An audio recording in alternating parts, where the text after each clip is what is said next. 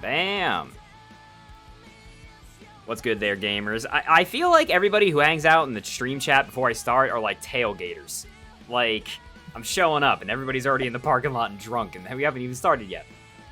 I like that though, cause like staying like I've always been the type to be like an hour early, so I guess I would be a tailgater actually. Yeah, no, I'm actually, I am like hilariously for some reason just nervous about being like late to anything, so I always show up like overly an hour early, and I was like, I got a book, I'm good. Like that's me for sure. My mom drilled that into me when I was younger. I'm like always like for flights, I always like show up to the airport about 3 to 4 hours early. I'm actually just because I'm always paranoid. I feel so vindicated. I've never met anyone else that felt that way about airports. I always show up like 3 hours early, and then my flight's delayed for 3 hours, and I'm like, well, this is a fun day. Yeah, that's the worst. But one time I was almost late, and like just because I was like, I don't feel like waiting this time, and then I pretty much made it on like the last call before the flight went off, and I was like fucking sweating and gross and shit from how hard I had to run there. And I was like, I'm never doing this again. I always think about there's one person who touched my life, and I don't think he realized that he did. There was somebody going to an airport, and he was getting on the same flight I was. No, he wasn't. He was getting on a flight like 3 hours before mine, because I showed up 3 hours early. And I saw him at the front desk, and he had a pallet, right? Like a little dolly with a pallet on it, and Sajam is already raiding with the big raid party of 1344. How's it going, gamers? Thank you very much, Sajam, for the big raid. Hello. Deb, Romantic. It's fine. Romoolla, we got it. I'm sorry. Got it. We were talking about this beforehand, before we went live, everybody, that I took Latin for 4 years, so I'm an expert. I will be able to be with Romoolla whenever they slip into Latin. I'm with it, as they're prone to do. Slip into Latin. I do. I've had some Latin streams before. Oh my god. To be fair, like it's also just like Latin streams are really just like people listen to it and they're like, oh, that sounds funny, and that's like the extent of it. Like people just make fun of how I sound, and that's about it. That sounds like if you can parse any of it, that's pretty incredible. There's a couple of like the biggest thing about Latin that I actually really like, and I think that was super valuable for me to take it in high school, is just you learn so much English from knowing Latin.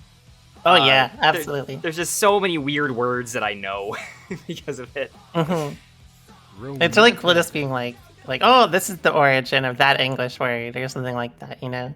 I feel like that's really the one of the funnest things about Latin. Yeah, for sure. One of my favorite Latin word is, and I could be horribly wrong here, correct me if I'm not, but I'm pretty sure laziness is generally translated to,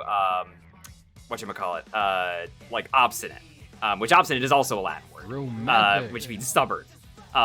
But the bigger point is that the root word that they use for a lot of stuff is ass, which is where the donkey phrase for ass comes from. I think some of that is right. But whenever I hear like obstinate, I'm always like, yeah, it means donkey. Pretty good. It's good enough, I'll say that. Heck yeah. You know, I'll take good enough from the expert. Thank you very much. From Latin, it's like, especially considering how, dead language, right? If you can get anything, it's pretty good. Donkey is asinus. I was close. I was pretty right. Yeah, that's what I'm talking about, and that's where it comes from. By the way, just quickly, thank you very much, Doink and Rickon, for the big subs, and thank you very much, Recon, for gifting out the big 3 subs. I appreciate all of you. I'm gonna be a little bit worse at doing the whole thanking followers and subs and stuff today, just because chat is, I imagine, gonna be going very fast, and me and Romoolla here are gonna have a lot of stuff to talk about with the matches. So thank you very much, everybody. I appreciate all of it. Sorry, I'm taking chat's time. I'm ripping it away. Damn, Latin confirmed dead. Yes, just now we confirmed it. I have confirmed it. It has 20 players on Steam. Basically, I'm on training mode still. It's just me and like, I don't know, like some dude from like Austria, one dude in Russia, probably like 3 in Italy, and that's like as far as it goes. Yeah, right. Oh man, I'm gonna quickly mute my stream alerts because they're going crazy. As soon as I remember how to do that. Give me 1 sec. But yeah, I'm super stoked. By the way, I did not have the bracket command updated. I apologize. I just did it. So it is fixed, so if somebody has an exclamation point bracket, everybody can see it. You'll see that there's a lot of players in it tonight. There's quite a bit, which I'm super stoked about. And obviously I'm going to have Romoolla over here, which we can flip over to our professional stream layout here really quick, everybody. Boom! It is me, the professional meat tuber, here with professional VTuber, Romoolla. In case somebody doesn't know who you are, which I don't think is true, do you want to quickly introduce yourself? I am Romoolla. I am a content creator / I guess I'd consider myself a pro fighting game player, primarily playing Strive. I guess like for intros, people always like hyping themselves up. So yeah. I won Evo 2019. That's my big accomplishment. So you're getting advice from a boomer who won an old game tournament. I feel like you managed to undercut yourself while saying that you won Evo, which I didn't think was possible. No, you gotta do both. you gotta ease it in a little bit. Like, I tell people all the time that I beat an Evo champion in JoJo All-Star Battle 3 years ago, and that's my claim to fame. You know, you gotta stake it. You gotta be proud of it. That reminded me. I made a tier list in Exert way back, and there's the tier list is on Dustleaf under like Exert tier list or whatever, and it has like a bit of writing for me, and it's like it says former like pro player, something like that, like something like sounds super bad. Former pro player. Yeah. That's super funny. I had my hours, you know. It's a brief window where they were a pro player. Exactly. Thank you very much, Soda, for gifting out the big sub. I super appreciate it. Okay, so the way this is gonna work, you can see my stream and everything, right? Like Romoolla. Cool. So let me just pull up my little stream layout editor here. But the tournament is gonna kick off officially at 7:30. We have, I think, 40 people in the waitlist for some insane reason. Wow. For the record, somebody pointed this out, and I apologize. I hit Moss with the dirtiest mix, where the bracket was Weebcup B2, because the way I thought about it was beginner 2, right? Easy peasy. However, they accidentally put it in the URL of the YouTube as 8-2, which is totally my fault. That is all me. So I apologize to Moss, and I apologize for anybody who got mixed by that. But if you were on the waitlist, we're going to find out who gets disqualified at 7:30, and then the bracket is going to be shuffled around. And we're going to find out who we're playing first. So just wait for that. If you don't get in this time, I have a screenshot of the waitlist. If you don't get in this time, you're going to get... did I post the wrong link? Oh, shoot, did I? Oh, shoot, I did. I just posted the bracket. Good ops. If you don't get in this time, let me know. I have a screenshot also of the waitlist. You will get priority next time. That's what I'm trying to say. Okay. Now we have the right link in there. All of you can see good old Romoolla over here. Look. This is a true TL experience. This is everything exploding last moment.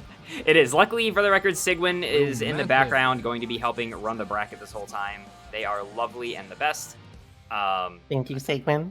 Thank you, Lord Sigwin. Carrying the weight. TOs don't get enough appreciation, honestly. It's a lot of work. Okay, let me see if I can... Somehow, I'm kind of scared a little bit, I'm not gonna lie, because somehow my stream alerts are still going through, and I'm very spooked. I don't know what's going on. Let me see. Ah! I think I found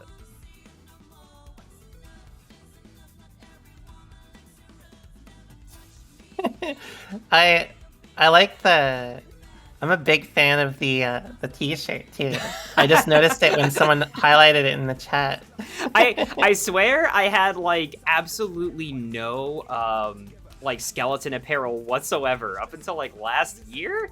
And then suddenly I have a ton of skeleton shirts. So now whenever I do commentary, I'm just like, I guess I might as well pull one of these. It's smart. Honestly, if I knew you were going to be styled up, I have a shirt with just, like, a cow on it. The cow from... Moo Meadows.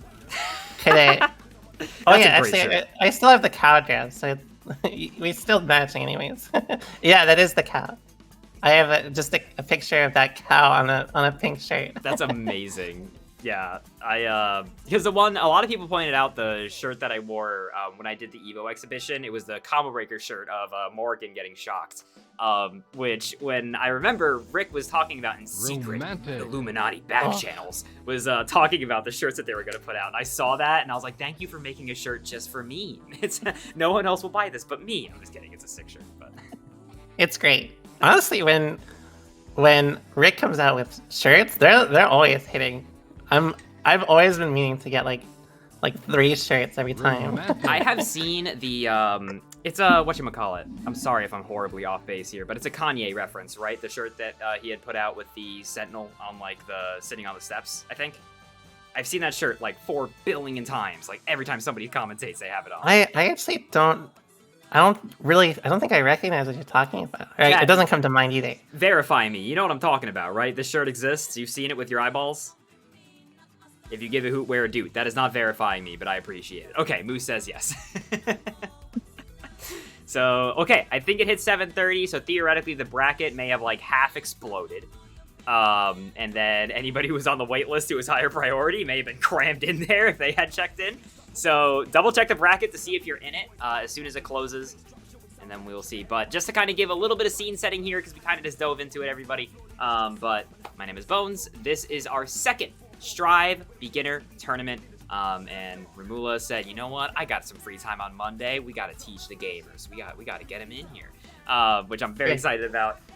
So we are going to be doing streaming 2 matches per round, just about, and then we're gonna get up to top 8. Everything's gonna be first to 2 until we get into top 3, right? So until we get to winners finals, losers finals, grand finals, those are gonna be first to 3. Everything else is gonna be first to 2. If you have any questions or anything like that, feel free to ask them in the chat. This is a beginner tournament, as in we are here to help everybody.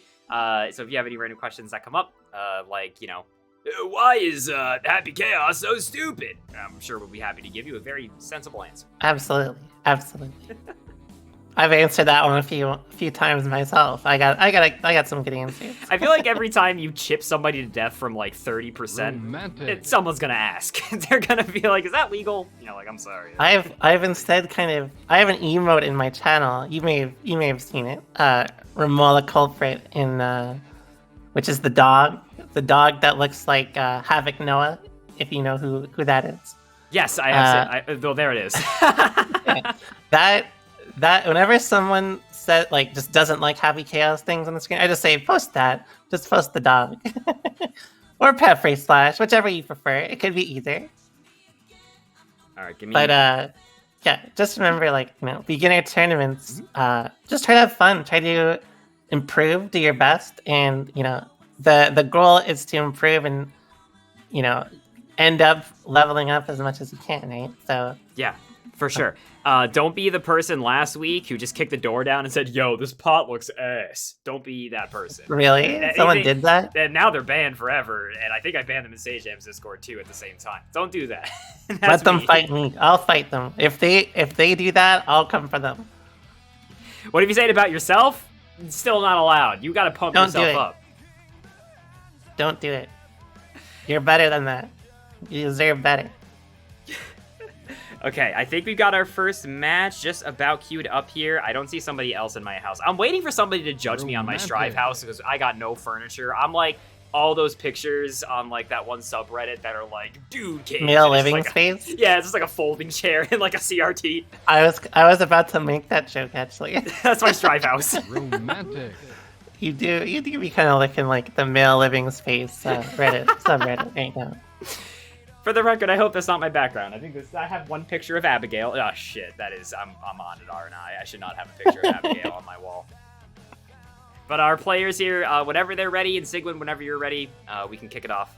I see Asian Boy is in the lobby. I like Abigail.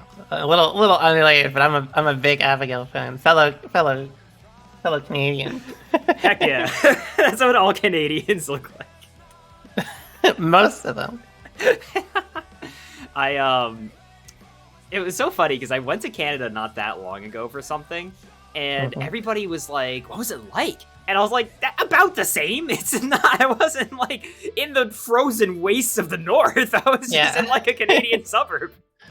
A lot of it is really, it's very similar. The only like big comparison I'd say is if you live in like New York City or like LA, it'll feel a little like quiet, but like, you know, it's not that different. Yeah, I mean, that's also pretty similar. If you go a couple counties over in either New York or California, it's roughly the same. Yeah, exactly. Okay, I think we have our players setting up here, so let me...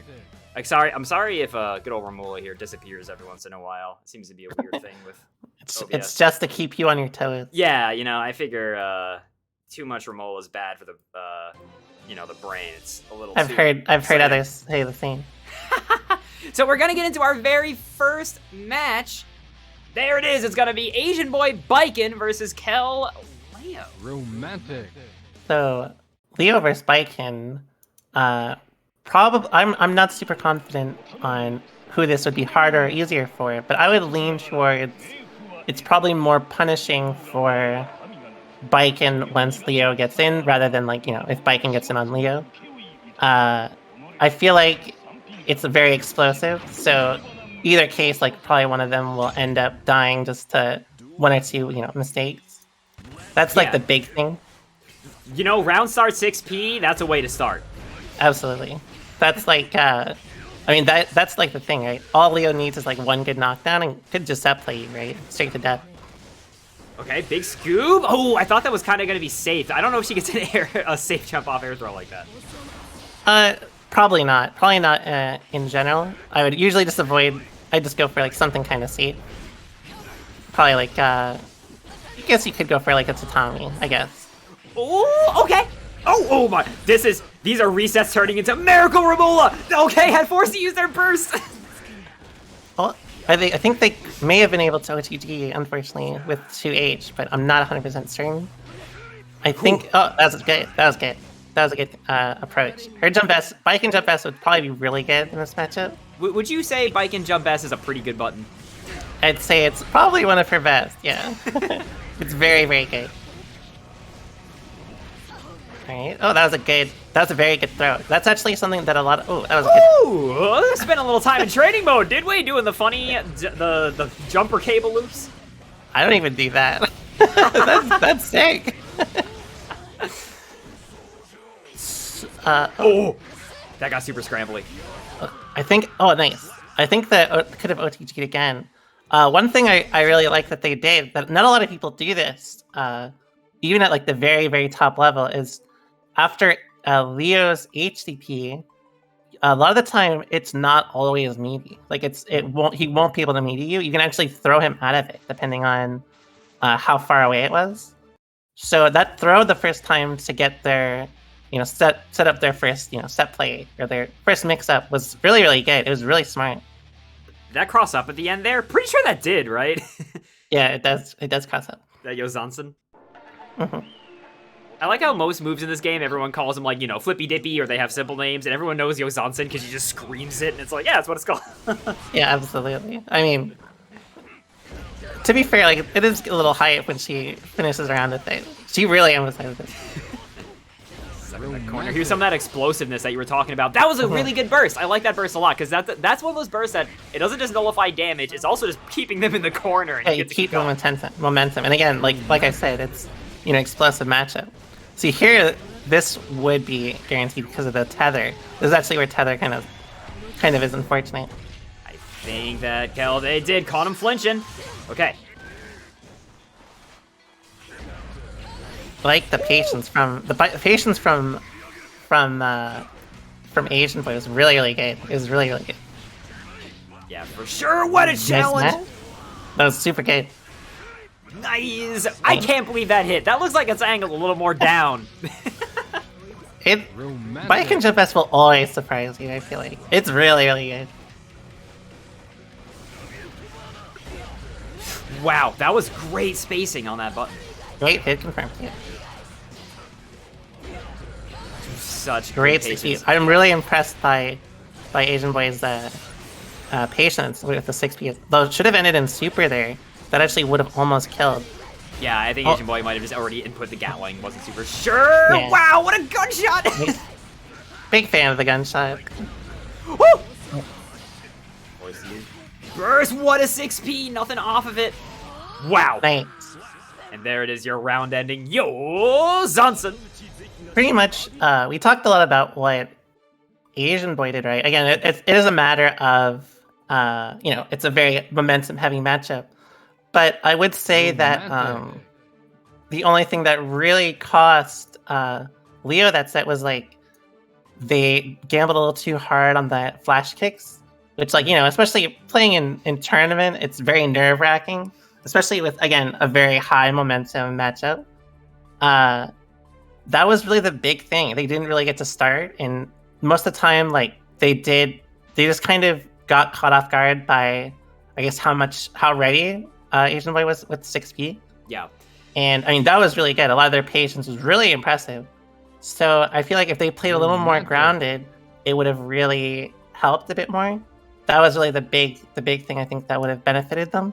Asian Boy, I was just gonna say, I think something that stood out to me is that what you were saying with like Asian Boy 6Ps were really surprising him and keeping him out of the air. I think that they may have been a little overly reliant on jumping and air dashing to restart pressure, as opposed to Leo has grounded tools to keep restarting pressure. And very good ones too, yeah. Yeah. So something to consider, right? It's a lot easier to react to you trying to restart by jumping in than it is to react to Leo's, like, just doing in your face plus frame buttons. Yeah, that's exactly what I meant by, like, playing more grounded would, it removes the risk of, like, are they looking for this or not? It's a little more, tedious and a little more stressful, but it's a lot more safer as a result, For sure. Did you have anything else you want to say about Asian Boy? Romantic. Really, I think they played really well. Outside of, like, there was some situations where they could have tried an OTG, though I'm not 100% confident. I think mostly though they played really good. It was really good showing from them. Yeah, that was awesome. Our next players, whenever you're ready. I see somebody is already on the Testament train. I see the cosplay going on right now in this lobby. It's a good look. It is a really good look. Here in my male living space house. let me get the names really quick. So this is going to be Luke versus Flawed. That is a fellow VTuber. Oh, that's sick. I only know that because they've entered a ton of tournaments that are called like VTuber only tournaments, and I'm like, oh, that's sick. I'll give you special advice. Well, not really, but I'll be hyped for you. You have biased the commentator. Yeah. But Luke going with Chip, which isn't somebody that we saw last time, and I feel like Chip is like a rarer character in general, and Floud going with the tried and true soul. Well, faithful. Oh, what is XP? Oh,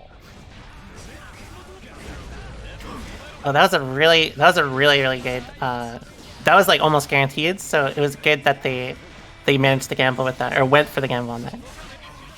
Yeah, I wonder if Luke shouldn't have RC'd that. They should have more hit confirmed the counter hit and not spent the meter. Yeah, they definitely should have, but I also am guilty of that, so... I mean, it's a lot easier to just do it. Yeah, absolutely. Romantic. What are you watching? I really like that dash up 6 feet. As soon, just like getting, Chip in the corner as Soul is really, I mean, like this could be game winning just off that alone, right? Yes, but as soon as you say that, great escape from Luke, recognizing the situation. Flawed not immediately ready to intercept. Oh, that was almost a bombo and a half. Probably shouldn't have spent the meter on it just because of Chip's burst situation, though. Oh, that was a reaction 6P. Yeah. Romantic. That was really good. That was actually so good. I'm jealous. I can't 6P Chip wreck a 3 out like that. Yeah, that's gonna put the fear of God, I feel like, a little bit in Luke, where it's like, did they actually react? Can I not do that? Romantic. Faithful 5K. Oh no, that's unfortunate. Oh, just the body blow mid-screen 6P is excellent in the footsies. Great YRC to try to get the initiative and a backdash. Gotta be able to punish SS death. Not quite. 6S hits a little bit too low there. Did they do the thing? That's unfortunate because I'd assume that Chip's input got eaten because Revolver is about -5 or 6. It depends on spacing. But so that was probably around like 10 frames. So if they had chosen like maybe a like a 5K or something, that would have just won there. Yeah, I would have just smoked it. But really, like, honestly, pretty good adaptation by both of them already. Like, I like the Chip's movement. They were just a little too overzealous, and like, of course, you know, against Soul, you make one mistake, especially as Chip, and you know, you die. Like, even small pokes like 2S or like 6B could be a lot of damage on Chip's bleeds, right?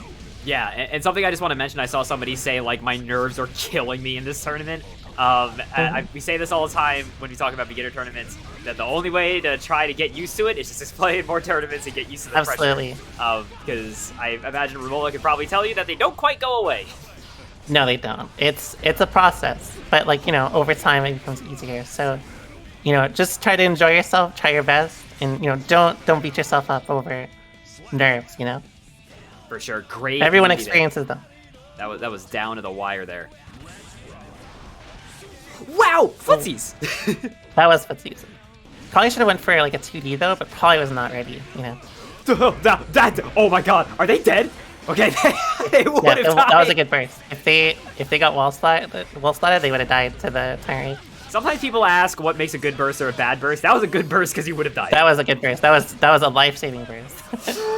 Yeah, nice. Meter to say save. Got the combo because of the counter hit. That was a really nice block on it.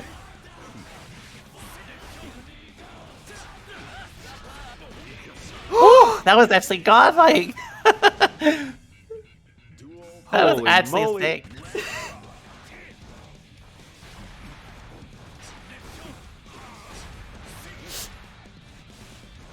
That's a classic where someone crosses you up and go, oh, and you IB it, and they're just like, what do I do? Yeah, the panic. Oh no! Oh. Wow, what a brave throw! Well, this. Oh, I was about to say that couldn't be hard to birth depending on when you do it, but they did choose a good time. Okay, this is gonna be quite a comeback for Luke, but that's no! He got hit by the Street Fighter 4 Ken DP Classic. Oh, that's unfortunate. That was super unfortunate. Honestly, I'm really impressed by Vlad's air throws. That was so sick. I'm kind of jealous. That was absolutely godlike. So did somebody say I'd ban him mid-set for the air throw? No. Yeah. We'll allow it. Why you're doing things a little too good, buddy. It's looking suspicious. I do have a limit. Like for reference, the one time that I have actually banned somebody mid-set in a beginner tournament was when a Justice player did like 9 FRCs in a combo and did 100% on somebody, and I was like, this is not... You got it. You're good. You're graduated. Yeah, that's a little too much. I still can't get FRCs half the time in Plus R. Anyway, sorry, do you have anything you want to mention about that match? I do. So, I think how Vlad played the ground, again, like, the biggest thing I'd say, and this is something I want to highlight to you, too, as the other commentator, is how much people IAD. Because a lot of the time, IADing can really minimize what kind of interactions come, right? Like, on the ground, you can always, like, space yourself with movement. But a lot of the time when you IAD, it's like, you know, either you get in or you get anti-air, right? That's really like all there is to it. So a lot of the time, like with that last set, for example, Chip basically died a lot of games, not directly to the damage, but because of the knockdown to IADing into Soul. Soul would either, you know, mash 5K and at a good time and, you know, catch them, or it would end up like getting 6P'd, then Soul starts his offense. Just like that, you know, it can steamroll, right? Yeah. It's important to think about not just the situation that, you know, occurs, like, you know, like, is this going to win or lose, but also, you know, am I going to die if this gets anti-aired, you know? Yeah, I think it's like... It's very important to think with that. Yeah, there's an idea in fighting games, right? And it took me a long time to actually like realize this, that there isn't just the damage that actually happens when you get hit by something. There's more like meta damage where it's just like, oh boy, like I did this thing and I overextended. Now I'm in the corner and this might just be the round, right? And you have to realize exactly. like, the real danger of those situations is not the immediate threat. It's like, what's the position it puts you in after? But like a lot of their meter usage, a lot of their decision making, like Chips was good. It was just like, you know, again, like you get hit once or twice and it's pretty substantial, right? Like it's not just from like the damage, which I mean, because of his health, it's always gonna be substantial, but because of the situation that leads to it, like, and especially against Soul. Yeah. So that was really the big thing, I think. I think if, like, mostly what Soul did was really, really good. Like, a lot of just, like, kind of slower play. Though, again, like, they also were guilty of the same, like, sometimes they'd IED in, but Ship wasn't as ready. But I mean, again, like, it's very nerve-wracking. Yeah. You never know, like, it's like in tournament, I feel like you'll always see people that, they'll, like, answer you 100% of the time outside of the tournament, but in tournament, it's like, 0 success rate, just because, like, you can feel the pressure, right? Yeah, right. I mean, it's the kind of thing where I remember the first tournament that I went to for Street Fighter 4, and I was like, I could do all the trials. Like, I'm doing bombos on people online. I got this. And I seriously don't think I did a combo outside of crouch short, crouch jab once the entire tournament, because, like, it was the first time I did it, and my nerves were just killing me. So it's hard to kind of tell, right? Like, absolutely. But yeah, awesome. I think then we're ready, gamers, for our next one. If you two want to get on. Then get on the setup. I can see they're sitting here in my man living space. Thank you for coming. It's okay. Once Testament comes out, Romoolla, we got it. We're gonna get the furniture. We gotta get some chairs. I'll be expecting a picture of your new living space. I keep getting judged. Thank you very much, Spy Dog, for the big 13 months. I greatly appreciate it. And I appreciate everybody hanging out today and watching. Hope you're having a good time. Thank you so much for watching. This person already has a scythe? Dude, everybody's ready. Yeah, everyone is right. I'm actually about to swap to a side. Are you ready? Yes, Pez. Get in there. Get gaming. Somebody's asking, where's your glasses? Oh, you want my glasses? Just for the stream. Oh my god. Hold on. They are now off screen, but the glasses are on. So this is going to be Pez and Drax, Biken and Milia? You got any immediate reactions? Definitely. Again, this would be another kind of explosive matchup because, like, again, Biken will probably get in on Milia will probably get in on Biken easier, but, like, it's harder for Milia to really kill her that fast. So it's going to be about how good Biken can block and when they get the substantial hits on Milia. And also depends on how well they use the air-to-air, right? Yeah, for sure. I mean, luckily, Biken is not a character who lacks air-to-airs. Oh no, my god, I can't believe that hit from that high up and still got a bomb him. I really like how Biken backed off there. I think Drax's adaptation to moving away there was really smart. Ooh, big gun. No purchase. Okay, stuck in the corner. This could be huge. Even though Pez is down on life, is this gonna be enough? That is gonna be death. Yeah, super. No, no super. Unfortunate. Scramble 8. That's rough. Yeah. Nice. I feel like the immediate wall break BRC forward is so risky because it's the panic button for sure. Like, oh, I did not mean that. Yeah, no, it's just it's a way to just like, oh my god, how am I gonna spend 50 meters to try to win right now? And you just hope they come at you. Yeah, absolutely.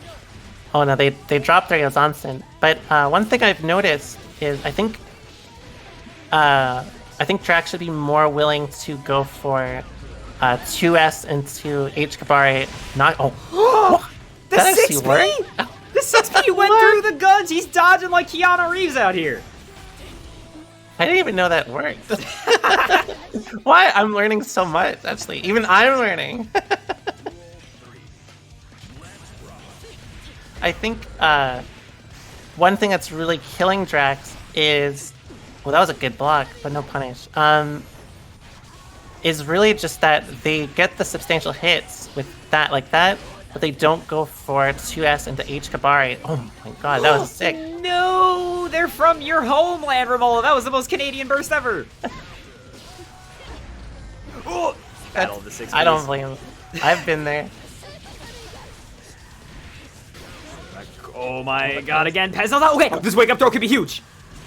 Oh, they do have 100 meter. Oh, it didn't even matter though. I thought that could end up blocking. I didn't know if that auto-corrected if they just waited.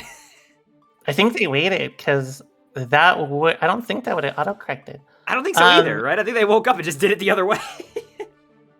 I think it was reaction. I think because that would be sick if they did it. if they did it preemptively like that. Again, that's something I would not be able to do. But I think the thing that's really causing Drax a lot of problems is they're not going for the hard knockdowns with 2S into H Kabari after like during the combos, usually after Tatami. I think using H Kabari in general would be a lot more beneficial. They haven't really represented it as much. Yeah, because Milia is definitely a character that you want to pin down. Like, any second spent neutral against Milia is a disaster. Yeah. Well, in fact, speaking of it, there's them using H Kabari right there, which is, again, like, super fantastic. One thing I've noticed with Pez is I don't think they're really reacting to how Drax is being positioned. So, like, they've gone for close slash into Bad Moon twice, but both times it's been blocked because, you know, they just stayed, like, standing up. Oh, no. Oh, scammed! Oh, try to backdash it, actually got caught. Yeah, I think Pez could have went for even super there. Probably would have worked. Like I can't remember what it's called. You know, the disc super, and that would have even been like a safe punish once they're spaced out. Yeah, for sure. Whatchamacallit?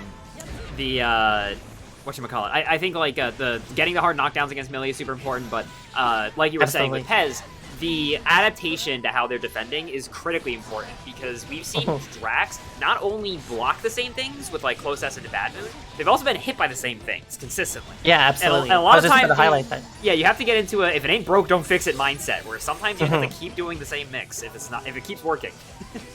Yeah, absolutely. I mean, like repeating the same options, like you know, there's the whole meme with spam, but like you know, if it's working, then you know, keep it. You don't gotta change anything. Nice, Pez cleaning it up. Ooh, right in time with the music. Come on, let's all give it up for Pez there for the showmanship. That's a true Milia player. See, like, a lot of that time, Pez pretty much ended up doing a lot more with just going low, right? A lot more 2Ks. And it really ended up being, like, finally, like, there would be some interactions where Drax ended up blocking low too early, ended up, standing too long. Both situations, really led to just like real easy, like kind of just knock them down once win. And that's where it's explosive, right? Yeah. Baiken dies really fast, even though Milia doesn't do a ton of damage. Yeah, for sure. Wow, that was the meatiest hair car I've ever seen. Good burst there to try to keep the offensive momentum. I like that decision a lot from Pez. Not quite break. Again, that is, I think that's the third time that Drax has been hit by JH air dash JH. I think they're just trying to fuzzy mash 2P to see if they can get out of any minus situation there, and it's just not working.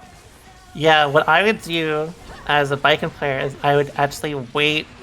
Once they've shown it enough, I would actually try to react to the air dash and just go for parry at that point. Because, like, if they do late air dash into low, it's not going to do as much damage, but if you hit Milia with parry, I mean, it's like 140 damage. It's going to do a lot. And not only does it do a lot, but you only really need to hit them with it once for them to slightly second-guess themselves for the rest of the game. Yeah, absolutely. I mean, it's all it takes, right? Representing the threat is super important. Great charge dust there, the sloptimal, not just going for like the jump P like a lot of people do. Yep. See, like there, that would have been another great situation to represent H Kabari. Fantastic adjustment. That's exactly what we were talking about. Oh, nice. Should end into super nice. That was perfect. Both this is going to do a lot of damage. Very clean this round. That's so much. And Drax has Oki. Yeah. Oh, should have went for a safe jump off that, but oh, nice. Okay, that was good. That was actually really good. Oh, that was super good. That was sick. And we're down to double Luigi between these two. This is super close. See, like there, that's when I'd be really looking for that second air dash, just from how much they represented it. Right, but this is all it takes, right? Yeah, great blocks from Drax, being a lot more patient there than they have been. Oh, nice jump pass. Nice Kabari. Oh, that they held it. They held it too long. If they did regular tap, it would have comboed. Oh, unfortunate. Just that one execution mistake. Is that gonna be super? There's gonna be a lot. It's gonna be very close. Very close. Not really. But with positive. And they're about to get their burst back. Pez, that is. Ooh. I like that that really option good spacing. A lot. Yeah, that was super good spacing for that situation. Super close. Pez is going to take it there over Drax. By the way, somebody said earlier, thank you so much for the advice in their match in round 1. I'm really happy it helped. I really appreciate it. Heck yeah. Now that was some good ass Guilty Gear. That was awesome. Absolutely. For the most part, I'd say like, you know, once Pez really adapted to how Romantic. Drax blocked, I mean, you know, it was really just like, you know, you really get to see why it's so explosive. Like just set play, like knock them down, steamroll, that sort of thing, right? And that's just the nature of Milia, right? That's kind of the cursed thing about Milia, right? No matter how like strong she is, like if she gets a good read on your defensive habits, like it doesn't matter how bad she is, she can still high-low you, right? Yeah, Like, that's all there is to it. So like, you know, once Pez really adapted to that, that was really key. I think Drax did really well, but it was just like, you know, they didn't get to do as much with the combo extensions. I think if they were able to capitalize more off the H Kabari hits, or like, you know, convert more into like, again, like the Tommy, the 2S, and the H Kabari, it would have helped a ton. It really, you know, like you can, like, even though it is like good damage, being able to do like H Kabari, IID Tatami to start your offense is super valuable, especially with meter, right? Because it's like guaranteed TKOs on Sin, go low in the super. Yeah. But like, you know, that was just really like, they both played good. It was just a matter of, you know, Pez really caught on to their habits, and it really, you know, that's why everyone hated Milia, right? Because like once she knows what you're doing, it feels pretty bad, right? Yeah, you can just get easily called out. By the way, just thank you very much, Zero Knights, for the big sub. I greatly appreciate it. And yeah, no, that was a super close match. I think that's also what's really important to consider, right? When it comes to why these matches are also so momentum-based sometimes. Milia doesn't have a meterless reversal, right? So a lot of times, if you just get any knockdown on her, no matter how scummy it is, you don't got to do nothing safe. You just walk up and hit her, right? Like, unless she's got meter. So it also makes that so much more volatile, so much more important to get the higher knockdowns you were talking about. Also, I just realized, since people on the stream have thought that I'm just always drinking out of a milk bottle here because I have a big white water bottle, I'm very concerned people are going to be like, why is this just the cowest stream of all time? Why? Yeah, that's a little suspicious to be showing while I'm here, huh? Anyway, next up we're going to be having Jesse KD up against the King of Grapes. We've got the Empress of Cows, and we've also got the King of Grapes. All royalty here. Yeah, that is a Dev reference. King of Grapes is a sick name. And I see we've got last Cody color May, which naturally gives them plus 50 frame advantage on all of their dolphins. So, Eno versus I can't believe I just brain farted on her name, May. Is like, again, like another good example of a very explosive matchup. Again, like we've seen a lot of characters that are like very set play heavy, versus high damage ones, right? So like, again, like once May corners, it could be death. If corners May, it could be death, right? They don't have any reliable reversal, right? So big thing is going to be really who corners like the other first, right? Right now with May, right? Now it's already going in the other corner. Yeah, for sure. This is a silly match, I feel like. Oh, that was a great 2S. May definitely... Did you see them just both swing buttons and it was pure hurtbox on hitbox action? That's death, I think. I think that's death. I didn't know a little Pyro They Girl had risk too, right? No, not quite. Close. All right, I thought they had risk. If they had risk, it would have killed. I promise. Wow! I'm not gonna hit wow. Was that actually a meaty? Was that just safe? That was a meaty, yes. It's kind of cursed. That's a little curse. I didn't know that. Yeah. Okay, well, Jesse immediately took 50% from Wales. Oh no! Jesse's getting made. That's death. Yeah. That was 10 seconds.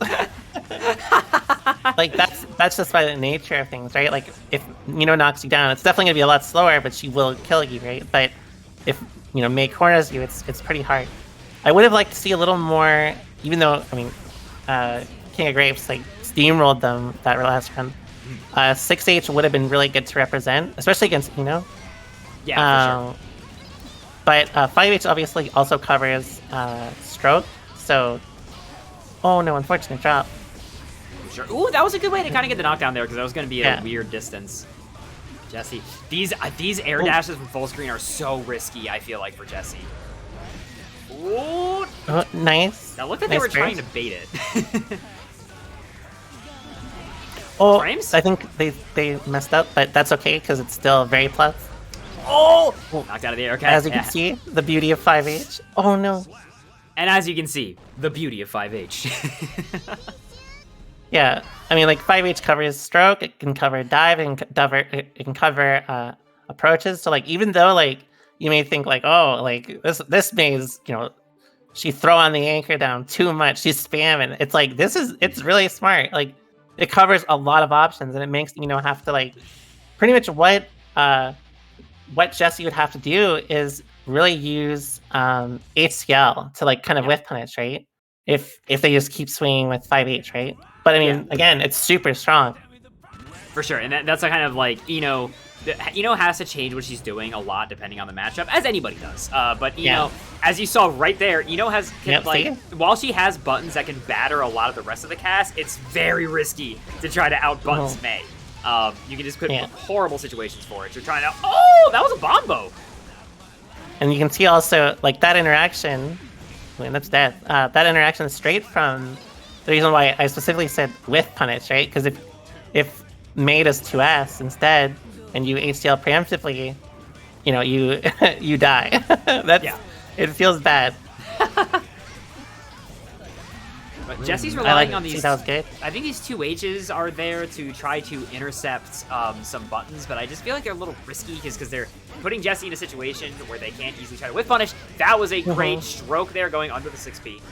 You can see it is definitely more likely to lead to getting hit than whiff punishing a lot of the time. Exactly right. Oh, 2S. That was a bold run up. Are seeing the throw. Wow, getting a wall smash here.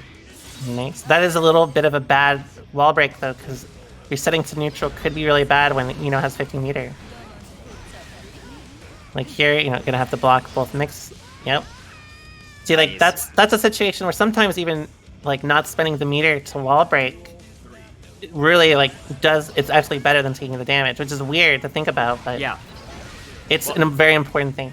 Yeah, it's really important because I was thinking that right when okay, that's how the 2H working out. But I was thinking that as soon as they broke the wall, because seeing a throw really prorates your damage, and so if they had just got a different starter of some sort, it probably would have been wall breaking to death. Yeah, especially like if it was into super. Great, that was a super good 2H that time. I noticed. I guess the 2H is for Dolphin, but that was a great bait.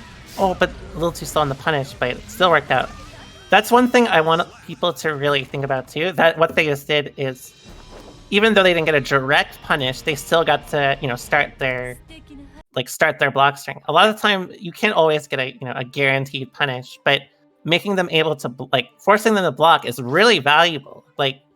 Again, this is kind of the same sort of thing with what I was talking about. Like in both cases, all you do is make them block once, and it could be game, right? Yeah. So it's very valuable to sometimes just take this move, this won't punish, but it'll leave me plus, right? If that's all you can get, right?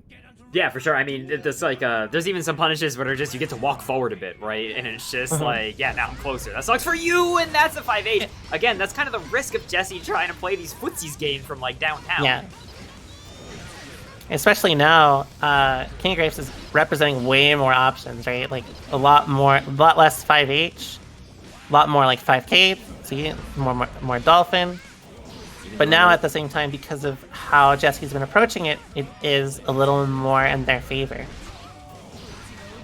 Oh, that is very plus. Yeah, but still got the burst. I mean, that's super valuable. Even if they lose now, getting the burst is very valuable because, it could mean you get the hit round start, you get set play for the rest of the round, right? For sure. We've seen the Mei 10-second rounds happen. Yeah. It could always happen. Exactly. And King of Grapes up one here, only needs one more round. What a 6P to beat the Dolphin, but I was gonna actually say I think they should tone down on how much 6P they go for, especially with how they've been, how King of Grapes has been using 6P, or sorry, 5H, but it did really work out that time. No one unfortunately getting stuffed by the Dolphin there, and oh my god, what's with the double PRCs? What's going on? That was, again. That was That was dangerous. That's what you were saying earlier. The 5H is kind of a Swiss Army knife in this matchup. It can stop so many of Eno's options. Nice block. That's super good, especially with with 100 meter. And that is enough. The King of Grapes takes one more off the vine. His reign is mighty, and we cannot stop it. That was a really great match. A good name. That is such a good name. I love it. So like, pretty much most of what I thought, like what I talked about was really prevalent that round. Like, King of Grapes was just very dominant with their 5H usage. The only thing that I think could have helped Jesse more was like trying to look for that HCL whiff punish, because even though it's a little dicey, especially on whiff, once they've committed to 5H, like they're locked in, and even if they end up blocking it, well, it's like at least it's not like getting counter hit punished immediately, right? Yeah. But like again, like game 2, they adapted really well. They're changing up their like how they swung. I think they were just looking a little too hard for Dolphin. But again, like you've played against me. It's I can't blame someone for looking for Dolphin that hard. But it's one of those things, right, where it's very easy to sometimes just distracted by like the loud stuff in a match and like have it be a weakness of yours, because May does Totsugeki 9 times, and you're like, I really just have to be looking for Totsugekis, and that's when you run up throwing. Absolutely, right? And you're just like, well. Cool. Well, that was a super great match. And I think who's gonna be next? I don't even know yet. It's a surprise to everybody. But this has been awesome so far. I'm so happy for all of you. I think I can pull up the bracket without Romoolla here disappearing. Nope, she's still there. That's lovely for everybody. We are going through. We've already had a bunch of people. For the record, everybody, really quick, please give a big F in the chat / pour one out / whatever you want to do for everybody who's already been knocked out of the tournament. They are legends. They are heroes. Thank you all so much for entering. I hope even if you unfortunately did not get to pick on stream, because unfortunately we can't commentate for 9 hours sometimes, so we have to run it a little bit shorter. I still hope you had fun. I hope you found some people to spar with again in the future. And oh, it's a Faust! This definitely will be entirely dependent on how well Faust can keep out Soul. If Soul gets in, it's a little rough, but Faust, of course, does outrange Soul for a neutral, and that's where it will matter. You outrange them long enough, you get them like good enough items. Not even like Soul can get in, then it's really rough, right? Yeah, for sure. What's really funny, unrelated, about Faust players is I saw Uncle Sun Puppy in the challenge bracket, and their avatar was Faust. And I feel like every Faust player is like that. You know that they're a Faust player immediately. Yeah, they love Faust. I love that. I love them about them. Ooh, good. Mix. Oh, wait, was that Meteors? It was! That was Meteors, yep. So that's a lot of damage. That's a lot of damage. So that was actually in Sun Puppy's favor. Romantic. But sure, now this is pretty rough.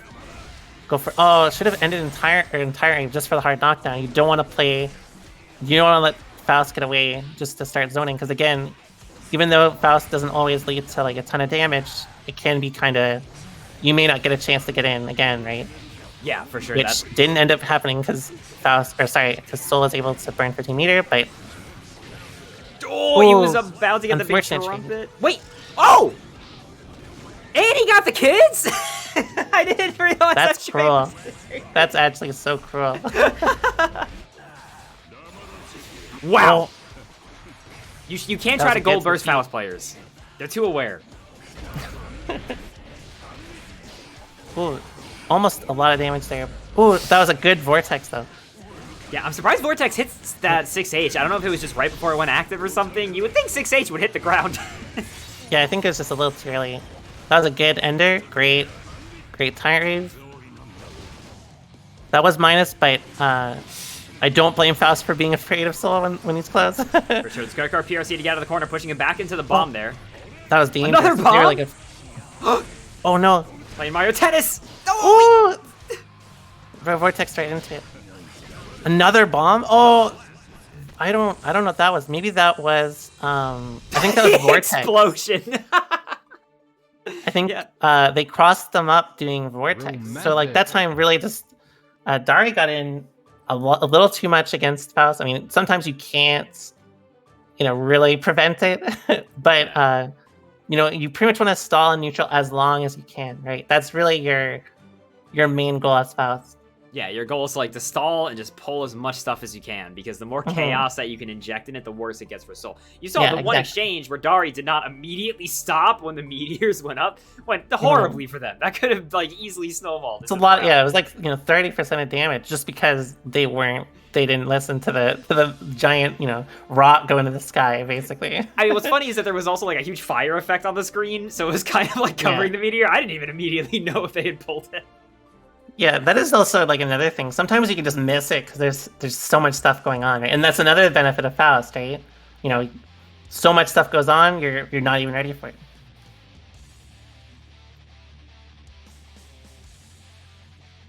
So this time, Dari pretty much played pretty well and just like try to get in as much as they could, which that's really the key, right?